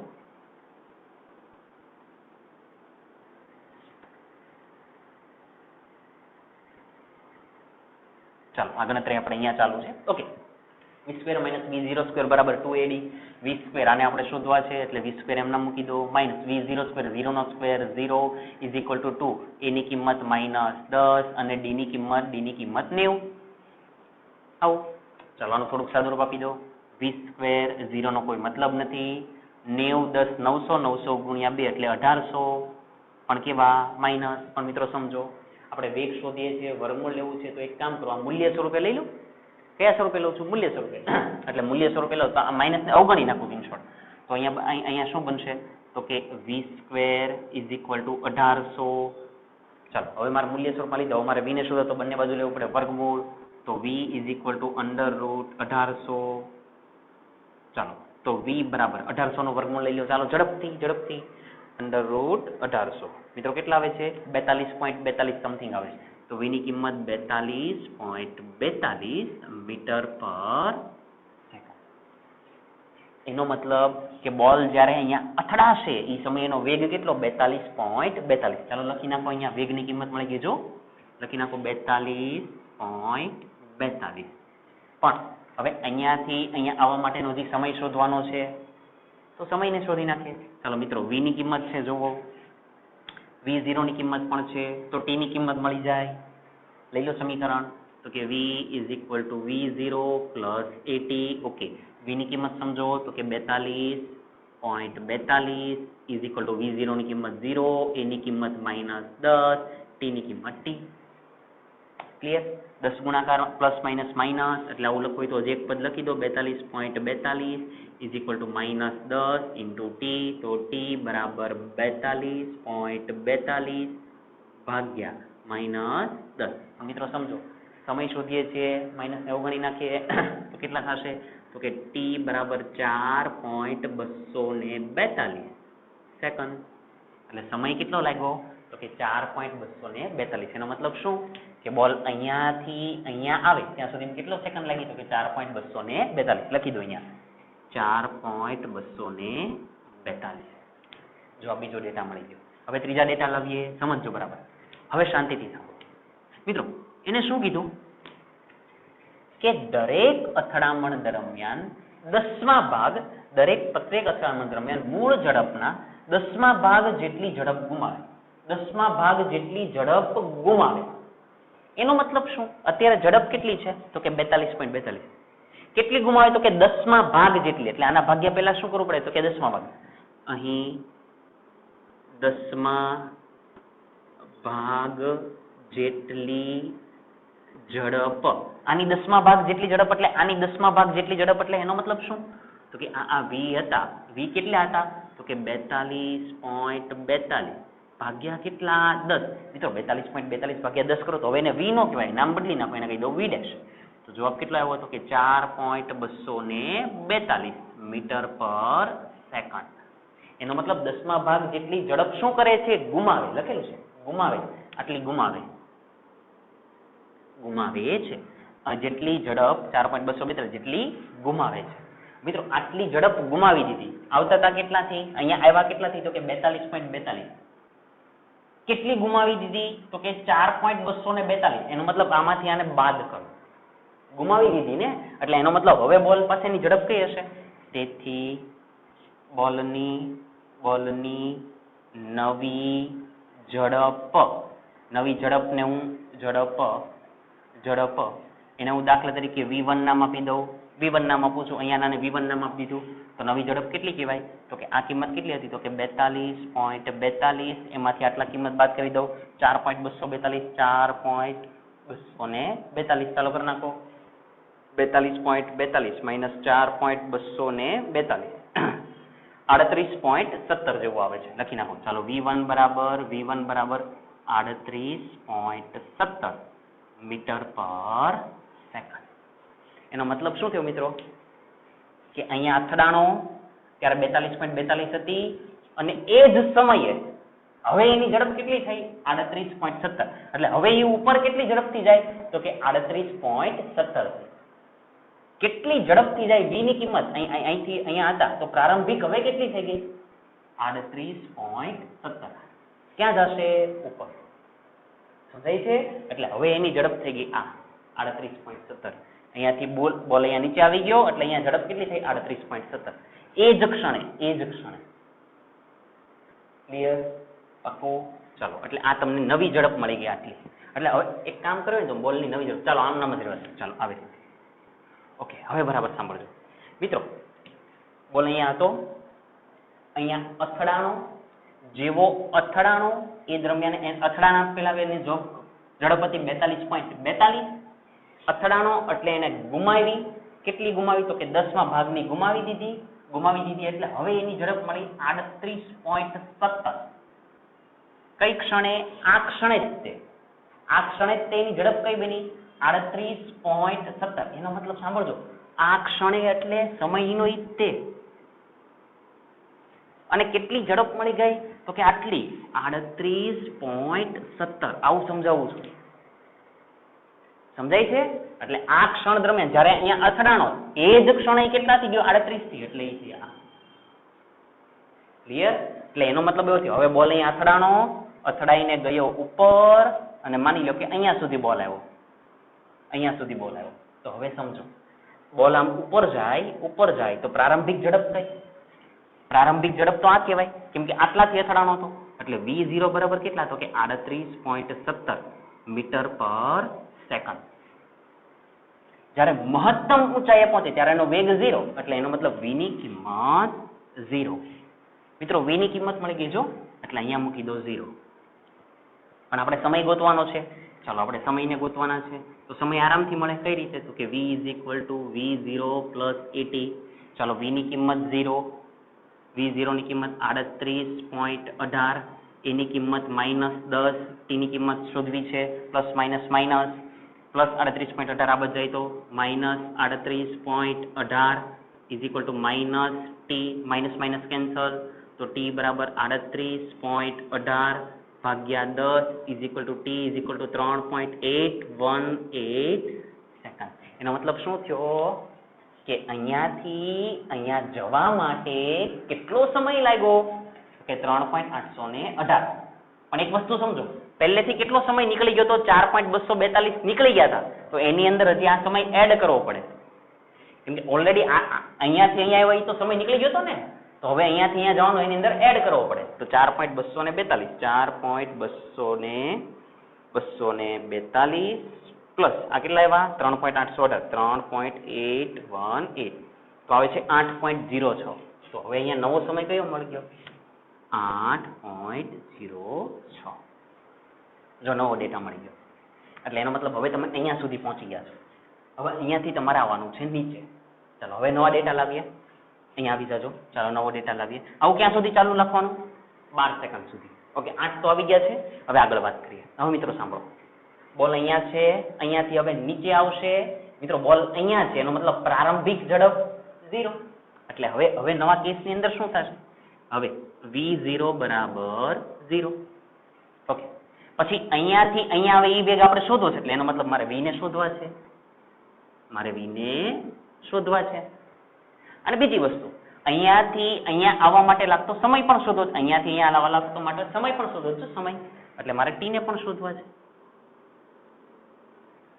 ક્લિયર v અને t ને શોધવા છે મિત્રો આરામથી મળી જ ગયા છે સાંભળજો જોજો અહીંયા છો અહીંયાથી અહીંયા આવવા માટે સમય કેટલો લાગે તમને કઈ સમજાય છે મિત્રો તમે અહીંયાથી અહીંયા જવા માટેનો સમય ગોતી લીધો છે અહીંયાથી અહીંયા જવા માટેનો સમય ગોતી લીધો છે અહીંયા 3.818 મિત્રો એનો મતલબ એવો થયો કે અહીંયાથી અહીંયા આવવા માટેનો સમય પણ કેટલો હોય 3.818 જ હોય તો એનો મતલબ સમય તો મળી ગયો આની અંદર ખાલી 3.818 એડ કરી દો 8.06 પ્લસ 3.818 11.87 સમથિંગ આવે છે એટલે અહીંયા લખું 11.87 સમય તો મળી ગયો એમનામ જ તે સમજીને જ તે ક્લિયર હવે મારે ખાલી v ને શોધવાના તો v તો મળી જ જાય સમયની કિંમત કેટલી આવી ઉપર જવા માટે જેટલો સમય એટલો જ નીચે જવા માટે એટલે t ની કિંમત કેટલી કહેવાય તો કે 3.818 જ કહેવાય સેકન્ડ અહીંયા કેમ આટલા કર્યા? કેમ કે આપણે એડ કરવા પડે, આગળના સમયની અંદર એડ કરવા પડે એટલે આટલા થયા. બાકી નીચે આવવા માટે સમય તો કેટલો લાગે? 3.818. બસ v છે t સોરી v0 છે t છે તો v તો મળે જ તે. કયું સમીકરણ? તો કે v = v0 + at. ચાલો મારે v ને શોધવા છે.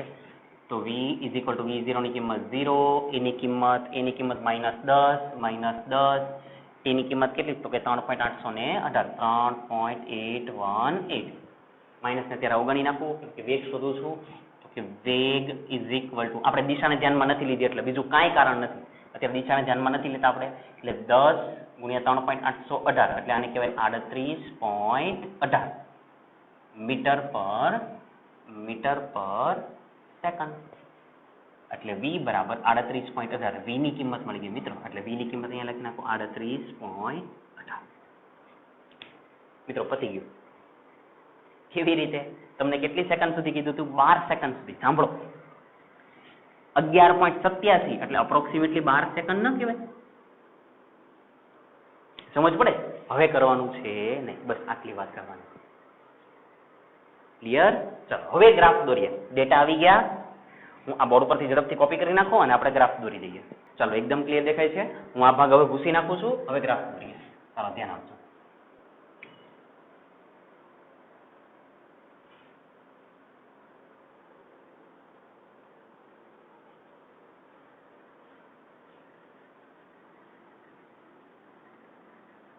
ચાલો હવે ધ્યાન આપજો. ગ્રાફ કોના વિરુદ્ધ કોનો દોરવાનો છે? હવે આનું કંઈ કામ નથી. દેખાય છે v વિરુદ્ધ t નો. અહીંયા તો લખેલું હતું ઝડપ વિરુદ્ધ સમયનો. ઓકે વાંધો નહીં, ચાલો કરીએ.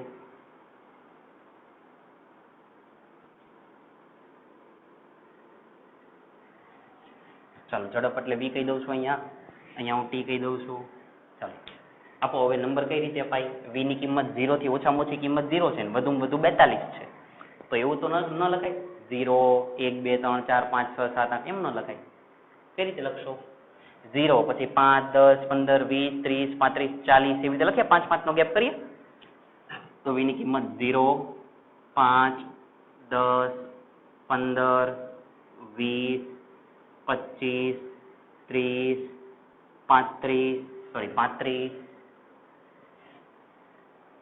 35 40 અને 45. કેમ કે મેક્સિમમ કેટલી છે? 42 સુધી જ.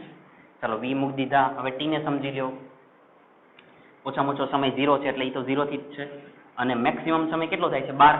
તો 1 2 3 4 5 એમાં એમ મૂકી દઈએ 0 પછી 1 2 3 4 5 6 7 8 9 10 11 અને 12. ક્લિયર? ચાલો હવે ડેટા અંદર મૂકીએ. ડેટા આની અંદર આવી ગયા છે પણ ઠીક છે વાંધો નહીં. ચાલો આપણે દોરી નાખશું, નહીં વાંધો આવે. ઓકે દોરીએ. v ની કિંમત 0, t ની કિંમત 0. v ની કિંમત 0, t ની કિંમત 0 એટલે પહેલું બિંદુ મળી ગયું. આગળ જાઓ. v ની કિંમત 42.42. મિત્રો 42.42 એટલે 40 પછી એટલે માની લો કે અપ્રોક્સિમેટલી અહીંયા આવે છે. ઓકે ત્યારે સમય કેટલો? 4.2 એટલે 4 ની અંદર થોડાક ઉમેરી દો એટલે આ લઈ જાઓ માની લો કે. તો ચાલો બેને જોઈન્ટ કરી દો તો તમને મળે આ પોઈન્ટ અપ્રોક્સિમેટલી. આ મળી ગયું. જો બીજું બિંદુ મળી ગયું. આ મળી ગયા અહીંયા, આ મળી ગયા અહીંયા. ચાલો આને સમજીએ. 38.17. મિત્રો 38.17 એટલે 35 અને 40 ની વચ્ચે ક્યાંક લઈ લો. માની લો કે હું અહીંયા લઈ લઉં છું. અહીંયા 38.17 સમય 4.2. સમય તો 4.2 જ છે મિત્રો. 4.2 એટલે આ જ છે. જો ને 4.2 એટલે આ જ છે. એટલે આને કરો ભેગા એટલે લગભગ અહીંયા મળે છે. એટલે આ બિંદુ મળ્યું.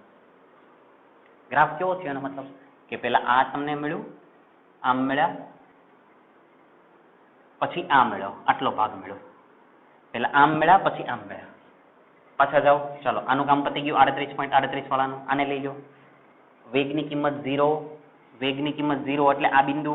જોજો આ બિંદુ ત્યારે સમય કેટલો? 8.0 સેકન્ડ એટલે અપ્રોક્સિમેટલી 8 એટલે આ 0 અને 8 એટલે આ બિંદુ મળે એટલે નવું બિંદુ મળ્યું. આ તો આને જોડી દો.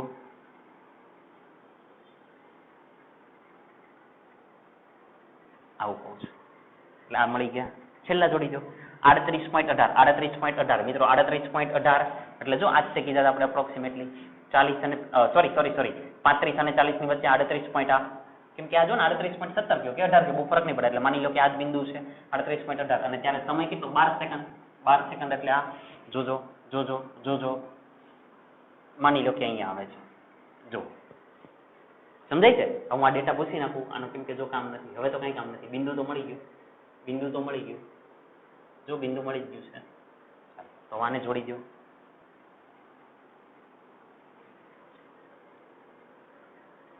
ચાલો જો સમજાય છે? તો આવો આલેખ મળશે, આવું કહેવા માંગે છે. ક્લિયર મિત્રો? દાખલો મોટો હતો પણ એકદમ સમજવા જેવો દાખલો હતો. એકવારમાં ન સમજ પડે તો 1 થી 2 વખત રિવિઝન કરજો કે જેથી વ્યવસ્થિત આવડે. ઠીક છે? આજના બધા જ દાખલા ખૂબ જ મહત્વના, બરાબર.